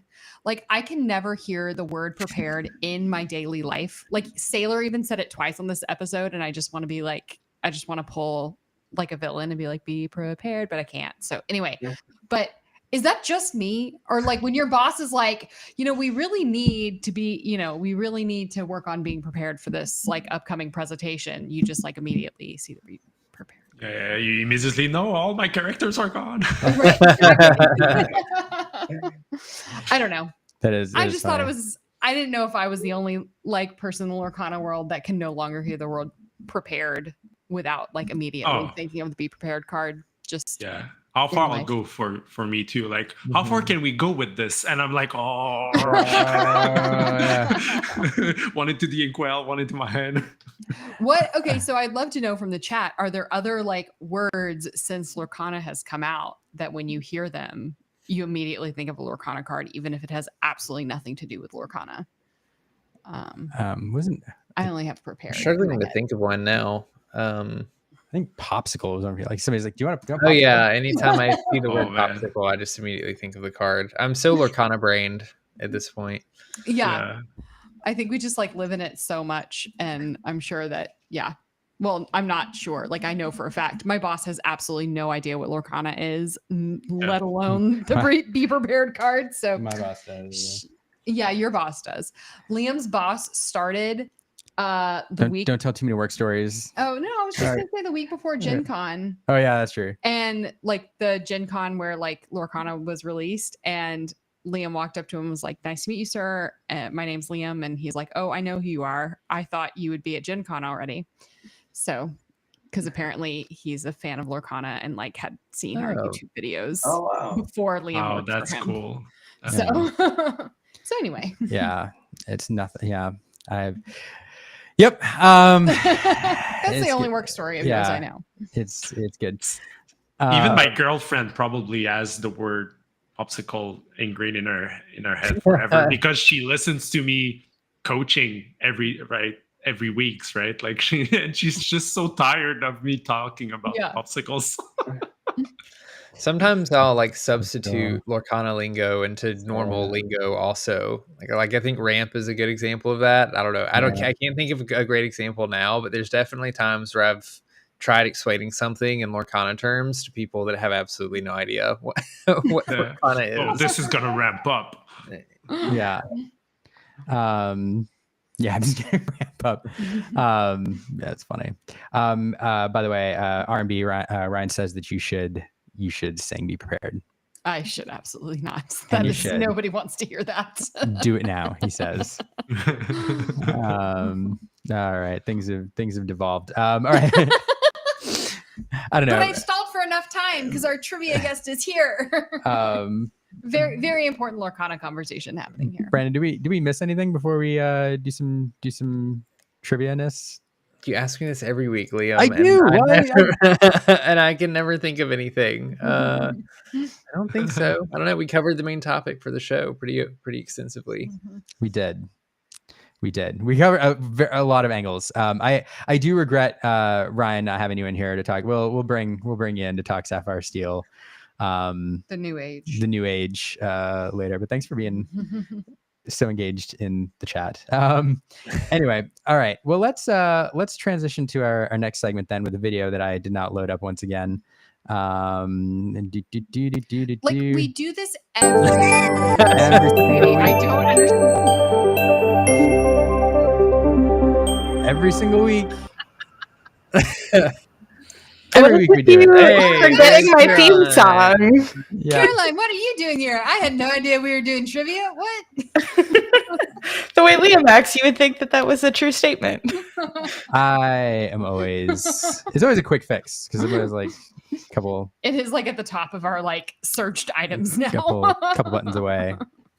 Eventually you'll get so fast from forgetting that you won't even need to like reload it. You'll just Right, you won't even need to say it; it'll just happen. That's true. I mean, we're really good at now, like really quickly getting it in. I know. Yeah, that's what I'm saying. Although the downside, like most of the time when I do it, I'm so proud of myself for like the quick reaction that I forget to bring Caroline in until like a second before the end. I'm like, oh no, and it just wouldn't be as cool if it didn't go right in. Like a poof. Yeah. Anyway, well, we have a special guest this week to welcome in to play trivia, though. She's been gunning for a pin, and I'm very excited to put her through the gauntlet again and see if she can get one. Yeah. So, well, wait, hold up. Let her get situated. Well, with that, she's Sailor and Dale, you all, it's a group game, so you all can help. Katie's going to be our trivia contestant this week. Oh yeah, there it is. Katie's going to be our trivia contestant this week. Yeah, may as well bring her in. Katie, ready? 3, Warning. 2, 1, run, go. Katie. Yay! Straight- I'm so scared right now. Straight from so the scared. You don't ICL. look very excited to be here. You look a Because I'm little so scared because concerned. Carolyn. I was like, okay, I gotta Google Well- Walt Disney's home address. I gotta find out what Donald's blood type. I'm so, Donald's blood type. yeah, What a foul question. you know, Oh Leah. God, let's not start, please. Locked in. But luckily, I mean, you have a gamut of people here to help you. You have Brandon and me and Aaron, and S4iler and Dale are going to hang out and help. We didn't ask them, but they're here and they're going to help. They know the routine. Yeah, and you got this. and yeah, and maybe if things get bad enough, you can ask for an emergency lifeline, and we'll see if From we the can throw you chat. one. From the chat or elsewhere. I don't know. I play games sometimes. It is not- Liam. what? I'm not saying I'm doing anything sneaky, but who knows? I'm so. But he I'm- always does sneaky things when he I do says not. things like I that. do not. We have 12 responses for the playmat giveaway, so yeah, get your responses in. Ooh, what playmat are you giving away? Just look at this family. I like that. The Yeah. only downside is mailing those playmats. I've done a few playmat giveaways, and then I have to mail it. I'm like, well, this is the worst shaped object I've ever mailed. It's 100% true. I regretted it and Yes. immediately upon deciding to do it. Yeah, there's no box Um, that shape, so Yeah, cards. Cards are easy. Playmat Yeah. boxes. I actually, when I said it, I kind of looked around for a playmat shaped box, and I think I have one over there. Well, don't mind me. I'm just looking up Walt Disney's blood type. It's totally fine. yeah, for the transfusion. That's actually I did one before Lucky this, but I for have y'all. knowledge. Not as easy as I thought it would be to find. Anyway. Lucky for y'all, the questions are not about Walt himself. They're about his films. Okay, I've seen some of them. Just some of them. It's fine. All right. So I took inspiration once again from some of the key cards that we discussed this evening. So let's start with our band cards. RIP. Hiram's subtitle is Toy Maker. What toy does he make for his daughter in the beginning of The Great Mouse Detective? It's like this little wind-up ballerina thing that's like. Yeah. Yes, Exactly. done. Next. Is it Oh, man, music? so Yeah, easy. it's Yeah. a music box, right? Yeah, It looks like a music box, but then it like twists and turns into a ballerina and she dances. Yeah, okay. Yeah, so done. Easy. I it faded out for a second there. What was the noise that it made? Oh, It sings, be prepared. Thank you, Katie. Thank you. I waited. I was like, I'll do it. I Wow. never had Hiram singing "Be Prepared" ever. I No, don't think he it's actually has allowed. never. He doesn't do much other than. Draw cards. How Eat far I'll go popsicles. though. Yeah. Eat sheet And metal and eating. Makes toys and eats popsicles. That sounds like makes toys, eats popsicles. the dream. dream. Sounds like a pretty good Yeah. life. Yeah. Yeah. Yeah, Great luminary crunches. in the sky. But he's retired now. He can eat as many popsicles as he wants now. That's true. That is true. That is true. And or he's hanging out with the Fortispheres, like a whole mountain of them. And Just- Bucky. Yep. And Bucky. He's like, this And is great Bucky. company. Lucky Yeah. comes to visit. Occasionally. Comes to visit. All right. Well, speak with Fortisphere. Which sphere are we still missing? What do you mean? What fear are we still missing? Like What what? sphere? fear? Here. Oh, I was like, I'm missing. I have all What the what fears. sphere? What in-public okay, sphere are we still Oh, missing? sorry. No. I answered Yeah. for you, Katie. Go, go, So go. is it Amber or no? I don't know. Luke or not Luke. Yeah, I'm getting That is not Luke. I don't know. I know there's Obscurisphere, but if you already know, then what's the point? You know, this is a team effort, and why speak over somebody that already knows? You know, I feel I didn't even hear what S4iler said. You So know. Sapphire, right? We don't have the Sapphire one. I'm 100%. ironic. No. They couldn't Yeah. ban that. They're like, okay, I already got popsicle. Chill. Well, Sapphire. We And have Katie a, also said Amber. It's Yeah. two. You're missing. Oh, both. thank goodness. Okay, Yes. good. My We have heart a went with Team sapphire effort. cube, not a sapphire sphere. Oh, wrong shape. A sapphire Got it. cube. Maybe Nice spot. they reprint Fortisphere in Sapphire. Oh no. That would be so funny. Oh no, maybe they just make it again. They're like two popsicles. Yeah. Maybe Ice Block is just the sapphire sphere disguised. It's like Disguise. it's like Inside. an infinity Yeah. stone, like hidden or it's a Tesseract. Horcrux. There's like something. I hidden mean, it's a geometric shape, so yeah, right, exactly. It's the one Sacred drop geometry. item. And I was circle. gonna say not all the spheres are one drops. I think Nope. Obscurisphere and Retrosphere No. both cost more. I didn't know that. Yep. The more you know. The more you know. Glad that's not a trivia question. Next. Yeah, right. All right. Sisu has not been banned, but is the core card, one of the core cards of the archetype that S4iler is known for. She's the youngest of the dragons who saved Kumandra in Raya and the Last Dragon. Can you name any of her siblings? Jerry? Mm-mm. No. Jerry. Here's the thing. I saw that movie once and said that was fun. So I don't. Wind. I- Fire. Mushu.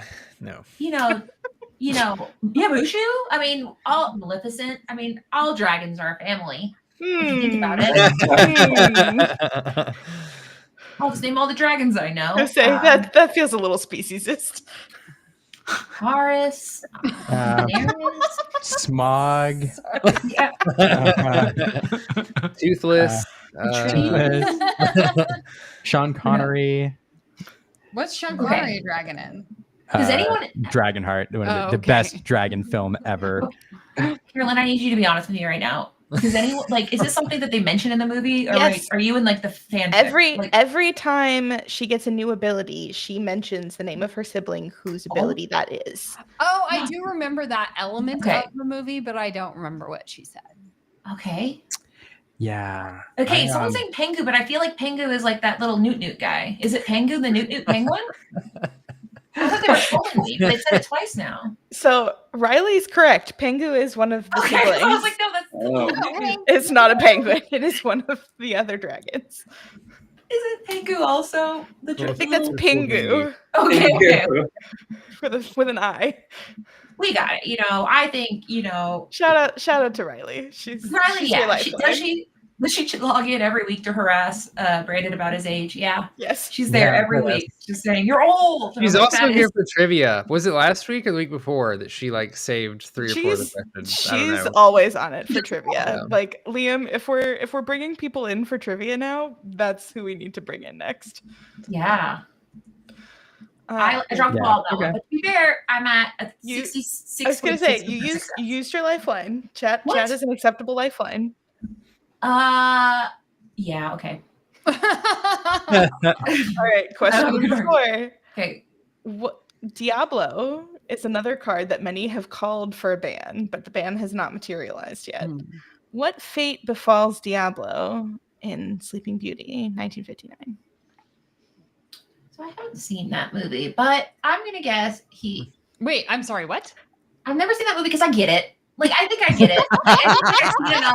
I've been through the walk through the castle. One of the prettiest Disney movies there is. I think Someone clip that. Someone who knows how to do it. Clip that.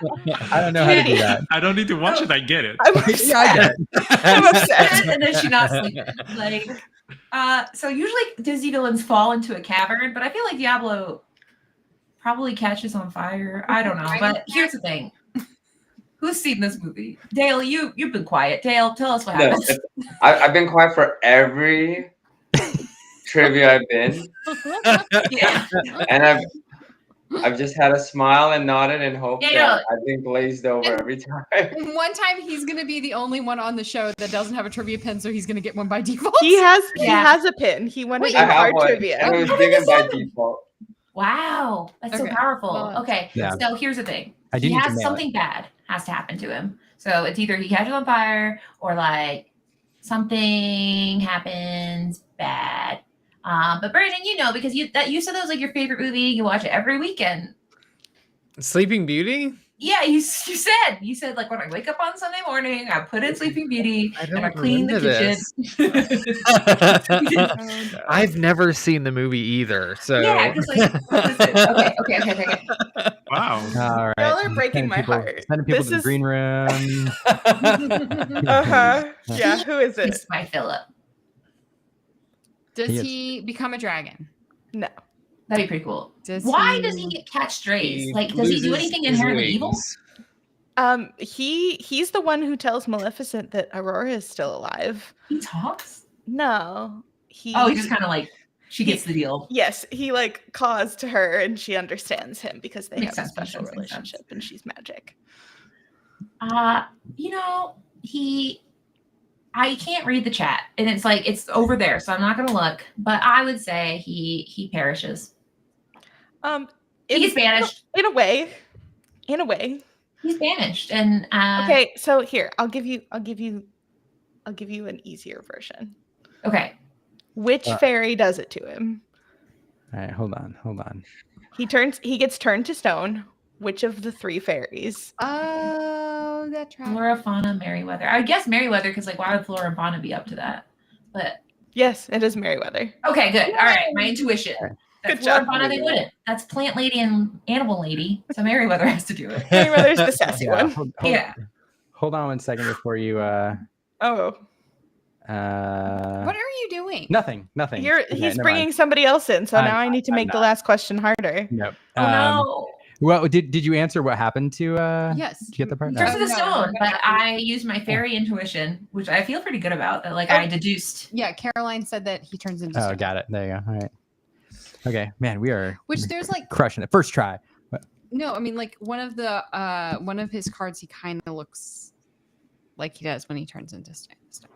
Never mind. Moving on. Keep going. On one of the many Diablos. I mean, there's more every time I turn around, honestly. Yeah, they That's keep true. printing I've Diablos. never Somebody likes expected him them. to get so many cards. It's a good agent. What Diablo's Yeah. good agent? Yeah, he does. They said we got to get you in this game and just keep Yep. it going. Hey, I really D-Man! thought when like I saw the announcement for this game that all the popular cards would be like Aladdin, Genie, Elsa, Belle, but it's just all the inconspicuous characters that I don't know of and remember, like Diablo and Hiram. Like, Oh, truly the beautiful thing is how many different ways Hiram's name has been said throughout these past 18 months. That everyone's like, you know what? Let's all take a little stab at it. I have a theory about it. Oh, okay, I'm excited.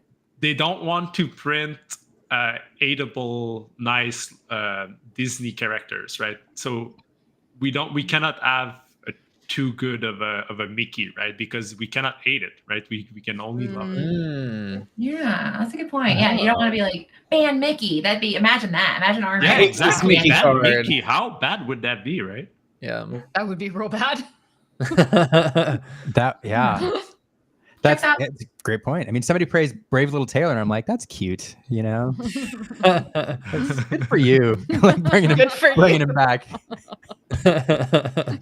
You get him, Mickey. Yeah, that's a good point. I mean, yeah. all right. One more question. Oh gosh. Okay. By the way, favorite pronunciation of Hiram is Haversham. Haversham. Oh, I that's won't so say good. which. I'm still not over it. I won't say which commentator. There were several. Yeah, There mine have are been many. haram. Like that. It's like you have halal and haram, Haram. like forbidden one, and I think that's quite nice. It's multicultural. At this point, I don't think there is a correct pronunciation. It's just whatever it feels like at the Whatever time. comes out of your mouth at that What is he? time. As long as you know what we're talking about, that's all that matters. Yep. Lorcana Villain would disagree. Is that who we're waiting on, Liam? No. We're not I don't He think was that- in the chat earlier. That is Okay. true. Yes. Wait, he's just It's he's gotta be like ambiently awake. so late for No, him. yeah. Villain lurks. Villain's always lurking. He's Oh, yeah. always watching. Villain's always watching. Gosh, Yeah. I can't wait for the trivia questions that are going to open up when Pixar comes to the game. Oh, so I good. have cursed microphone, so I'd like to apologize if I was cursing you with cursed audio. Oh, no, you're good. Oh, I thought you were cursing Caroline's questions. Yeah, I'm cursing your questions and cursing default settings. Okay, next question. I was going to say, last question here. Peter Pan Shadow Finder is a card y'all called out as a key difference maker in this new Ruby Amethyst build. How does Peter originally lose his shadow? It comes off his feet, and he has to nail it back on. How does he lose it? How does he lose it? How does it come off his feet? Get scared. I feel like I know this from the play. I did the play in high school. Yes, Peter Pan Shadow definitely sounds like something a role I would get, but I feel like it would be it would it was a kind of moment. Isn't that something they both went and then they got unsynced. No, there's something particular that happens. All right. Well, I mean, it happens. Okay, so here's the plot. The plot is he's for some reason messing with these children. I don't know why he's out the window, but he's there. And then the darling children and them and the family. The Have you parents are seen this gone. movie, Katie? Yeah, and then they're tangling, and then No, like she gets it. She doesn't need to see it. I do. I get the. I've ridden the ride. Okay. I get it. The shadow's gone. Yeah, and we get it back, and he nails it onto his foot. And I remember as a child going, I don't think that's how that He works. actually tried to put it on with soap. Yeah. Good job, Aaron. Thanks. So Do I that- get a half a point? You get a pin. Liam, hand her one. All right. Well, here's the thing. Maybe I should watch some of these older Disney movies. Hey, but where's Olive? Olive is banished. She cannot hang. Aw. I was gonna say Olive might be able to help you with this question. Does a dog eat my shadow? The dog eats the shadow. Nana gets the shadow. Oh. But like, I love Not that, eats it, but Nana. pulls it Eats off it. of it. Let's But talk like, about how the messed up it is. the That they number of like dogs that are currently in the chat Oh my goodness, is yeah. pretty The- spectacular. I did not understand. You can't see them here. You Oh, just it get just shows up as well, there's- You just get the- yeah. yeah, but it is my dogs. It is It is I all the get this- Katie dog emojis. I love all the emotes. It looks so good. I realized I was like, I probably shouldn't make Disney emotes because that seems not allowed. So I was like, my dogs, and it works out. But yeah, there is a lot of dogs, job. and I love that. My dog ate my shadow. Yeah. And by the way, when they kicked Nana out, I do remember that they're like, Nana, get out of the house. I was like, she's the best family member. What is that about? She That takes is- care of all of them. That is very upsetting that this like omniscient kind of like human dog just got kicked out of the house. It is very upsetting. Justice for Yeah. Nana. Justice for Nana. Hashtag. Yeah, that will be the next Floodborn Nana. Will be Nana in the house. Not in the house. So I feel No. like I got like a 73%. Is that passing? I feel like that's a passing score. Liam, what's the rule? Is it perfect score? Or is it 4 out of 5? Perfect score? Technically a perfect score. Well, it's because of all the lifelines, it's kind of No, you know.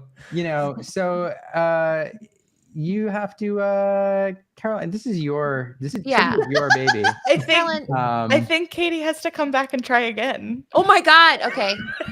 I mean, see, here's the thing. Do you want to do that to your show? So, like, let's think about that. Let's think Oh, about yeah. the viewership. Let's think Oh, about the she's audience. negotiating, of course. Yeah.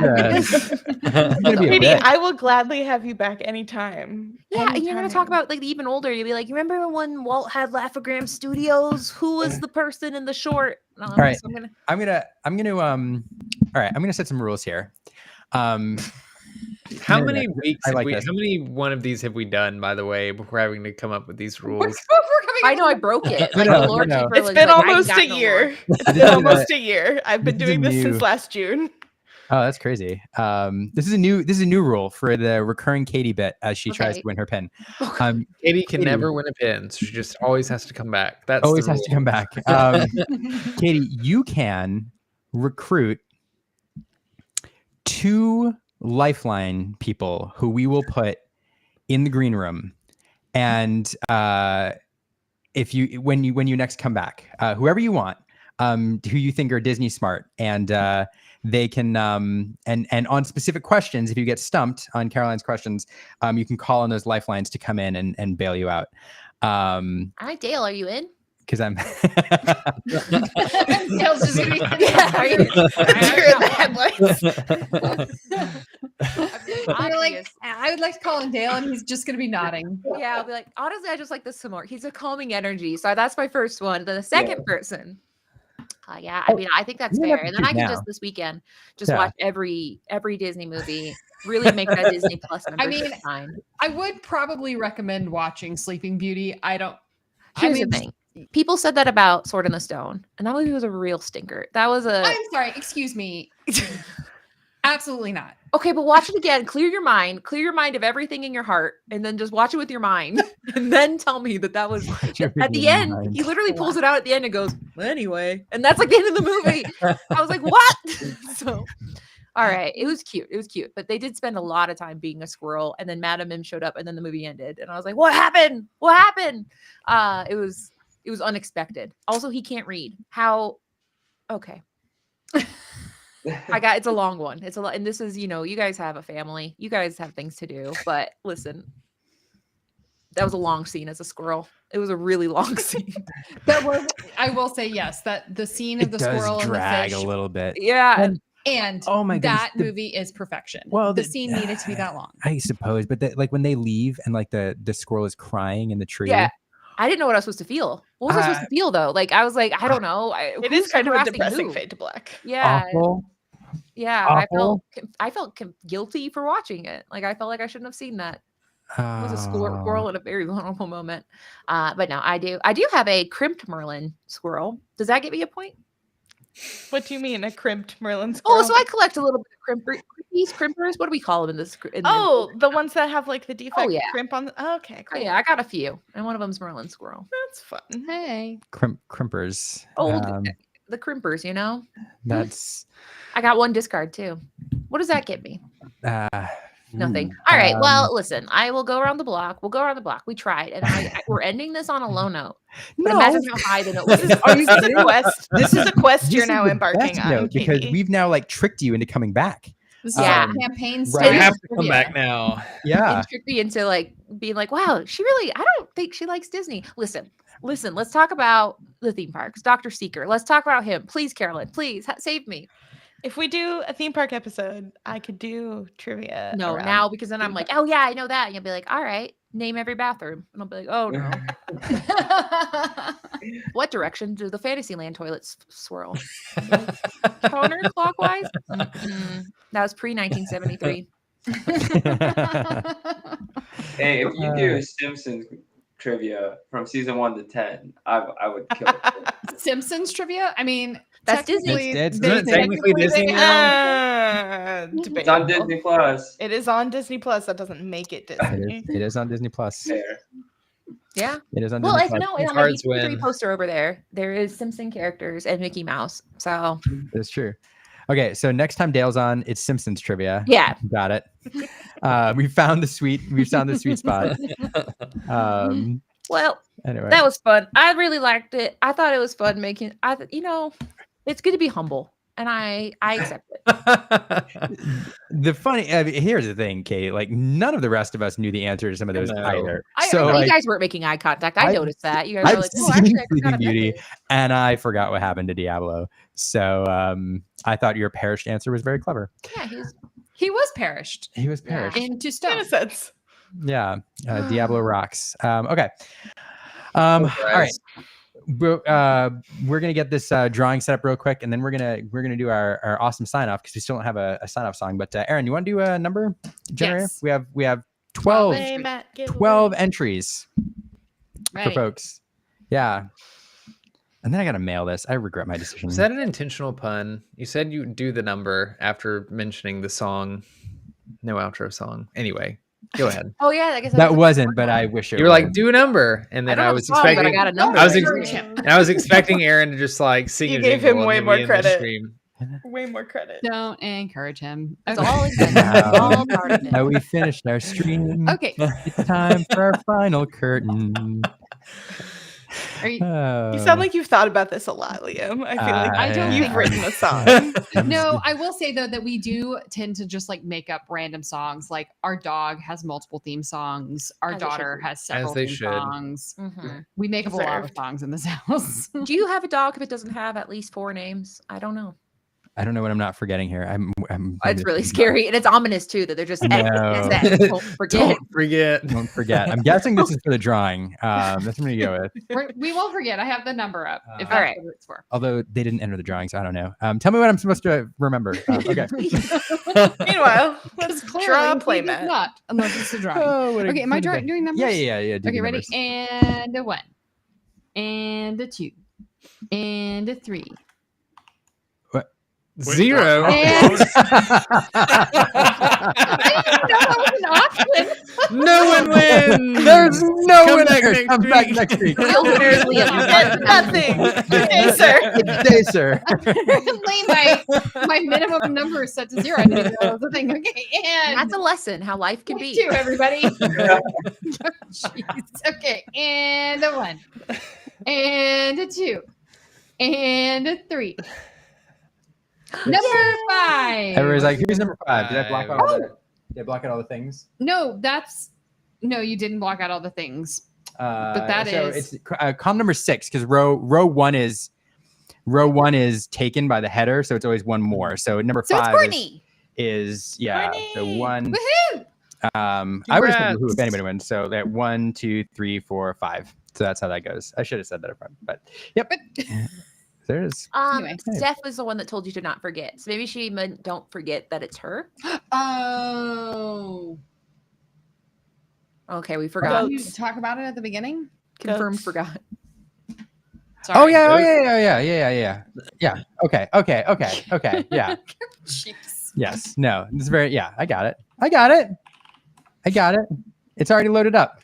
I know. It's already loaded up. Okay, cool. All right. Since it's gone on for quite a while. All right. So a couple of housekeeping notes before we go to S4iler and go to Dale and finally let them leave because we trapped them here for a while. Courtney, we'll talk. I'll get you this playmat.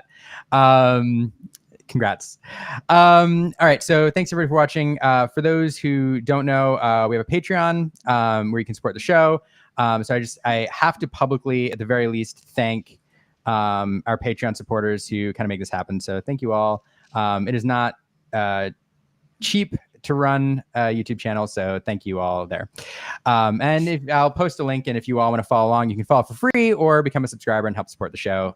We appreciate you. And help us produce this high quality content where we don't remember zero as a number and we forget things, but not really. So last thing, admin note here, Goat Drop. Those of you who may remember a while ago, Stephanie Shaw, the artist behind Merlin Goat, everybody's card that everybody loves to love or loves to hate, did a limited edition run of some limited edition sketches. There were 30 of them. They've all sold out except for one. There's one last limited edition, one of 30 sketches.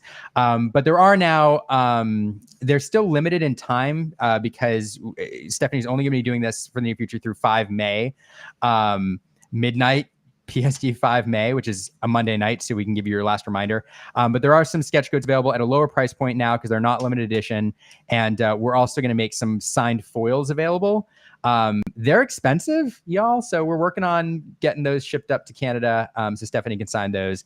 But go to the Goat Drop website, steph-art.com/goat.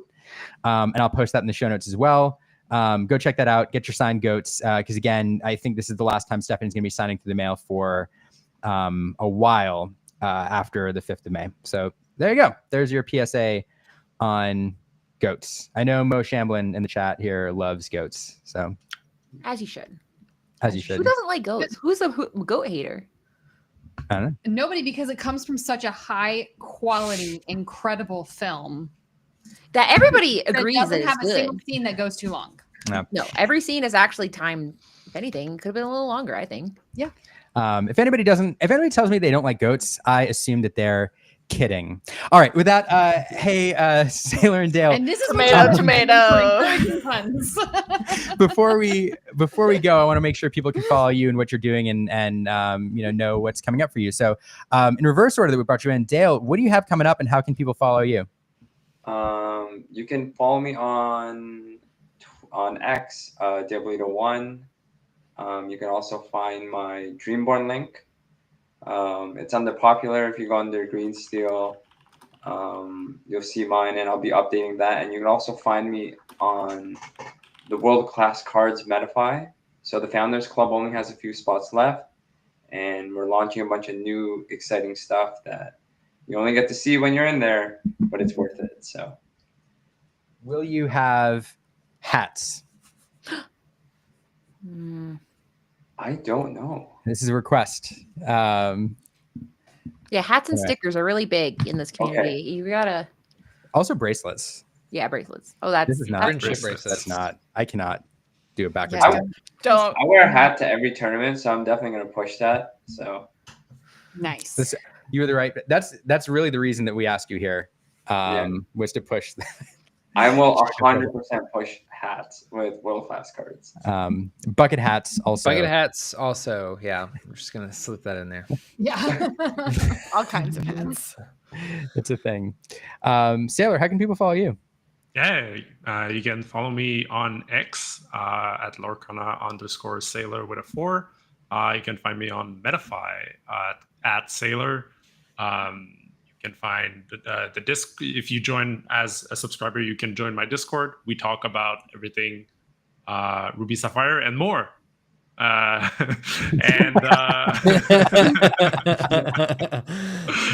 was a joke. So yeah, thank you for inviting me. And by the way, I've started doing merch for Maelstrom, and if there's no at, you'll need to actually tell Wonderland for this, because he says his head's too big for hats. He just showed up. So we shouldn't do hats. Wonderland. Wait, is Wonder in the chat? Yeah, he just rated as you said his head is too big. So that is good timing that he came into the chat. Like, by the way, his head is so big. Literally. Are you talking about like physically or Yeah. He has too much air, He's right? So big brain. I mean, all of it, really. Oh, too much air. Oh my god, it's so good, Luke. I just told everyone we were not gonna have hats just because of you. We demand hats, Luke. We need Now them. we know. Shave the head. We want hats. Yeah, So Luke is the one to blame if we don't get Maelstrom hats, is what you're saying. Exactly. That's Okay. exactly it. Okay. And only him. Don't say no, Luke. It's Yeah, your he literally fault. already said no. So it's confirmed. Look at that. Team Infinity made bucket hats. They have bucket Congratulations. hats, and they're now my favorite team because of it. Sorry, Easy. Yeah. that's just kind of how it is. Content creators are pretty easy to please. Brandon's affections as a Lorcana team are easy to win. Just got to produce bucket hats. Just make a bucket hat, man. Yeah, and then you're on the good list. Look at all the amazing people coming over from the ICL. Just in time for us to get close to signing off here. Welcome in. Thanks for the raid, ICL folks and Wonderland. And it's always a fun Monday night. Used to be Lorcana night. It still is Lorcana night. So we love it.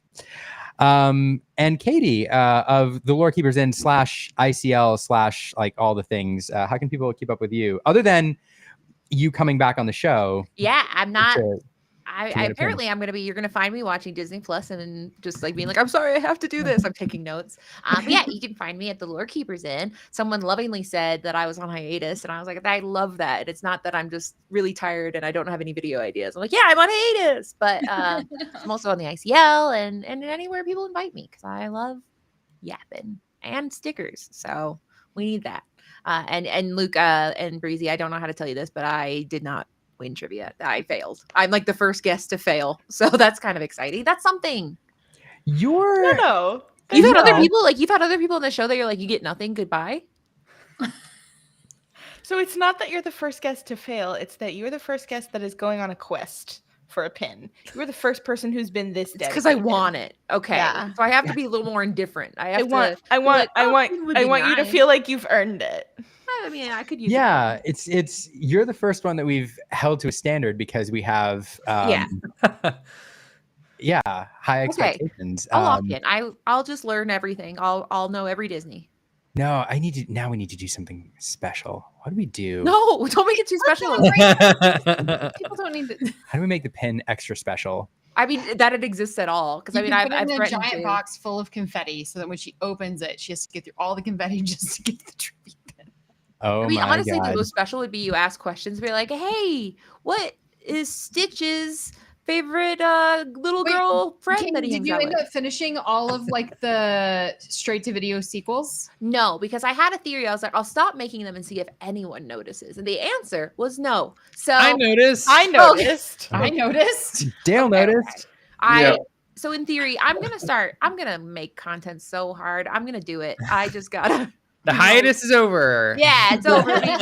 You heard it here first. Exclusive. Let's talk about announcement. I've got 3 videos. 1 video filmed I haven't edited, and 2 videos over there that I gotta do. And then also, last fun fact: during the creator token series that Liam spearheaded, I accidentally uploaded my TikTok bumper, video bumper, instead of the card I made, and the bumper so lovingly says available on podcasting platforms everywhere. Which what does that mean? I don't know because I didn't intend it to be printed, and now I have to have a podcast forever because I have 500 tokens and I've given out like 4. So. Again, it was a trick to keep to keep the podcast. She's locked in. If you want to print that other design, I do. Yeah. It's just like what you do with our guests, where you invite S4iler and Dale on for like a quick conversation. Now you've kept them here for 2 hours. They're here for 8 hours. They've learned so much. Now they're ready for Carolyn's questions next time. Sometimes this happens. But Series 2 is coming out soon. Spoiler. So, yeah, and maybe there'll be another Lore Keepers in token. All right, we need to. Aaron, what does that mean? We get to have a pin, Dale, right? For that, I think. I think so. Wait, they get their second pin? They're on their second pin right now? Dale has won a pin before. They're going around the block. And S4iler has not. And actually, that was a point of a consternation this week amongst the Let's Talk Lorcana team, as we were like, do we want to deprive S4iler? I'm That's just going to be true. clear about Like, it. do we I wanna was like, give S4iler a chance. If he had come through with the answers tonight, I was going to advocate for him to win the pin over Katie. But thank you. We'll see. Since you all ventured into this gauntlet together, and S4iler doesn't have a pin either, that's the second rule of the challenge, Katie. You can have 2 lifelines in the green room, and you can bring S4iler as a full team participant in any time you're here for trivia. All right, S4iler, you're on this bandwagon. You didn't ask for it. You kind of didn't ask for it. You're in it now, buddy. You can both win a pin. I love these rules are fun. What are the rules? Got it. I'm counting on you for any. And the real fun of this is Liam actually remembering the rules. I mean, I'll make my kid listen to all the movies he doesn't want to listen to because he only wants to listen to Cars. Wow. Life is a highway, man. We actually rewatched that. Can we please end before more puns? All right, so you're saying I shouldn't keep it rolling with the Liam's on a roll. Liam, no. All right, Let's pump the we brakes. won't keep trucking. All right, so racing to the finish here. So I was just All like saying, pistons the firing. show ends and y'all get to leave this. This is my life right here. Golly. Picked that one. You picked a good one, Yeah. Aaron. I of my own free will. All right, Brandon. Help me close this out. What did we miss? Start the Thank you song. and good night. Yeah, I think that's where we're at. Thanks everybody for watching. It's been great. Catch us next week, same time, same place. I don't know. Do we have a sign-off catchphrase? We don't have a jingle. Catchphrase. That is my sign-off catchphrase. In fact, sign-off catchphrase. And now we're here.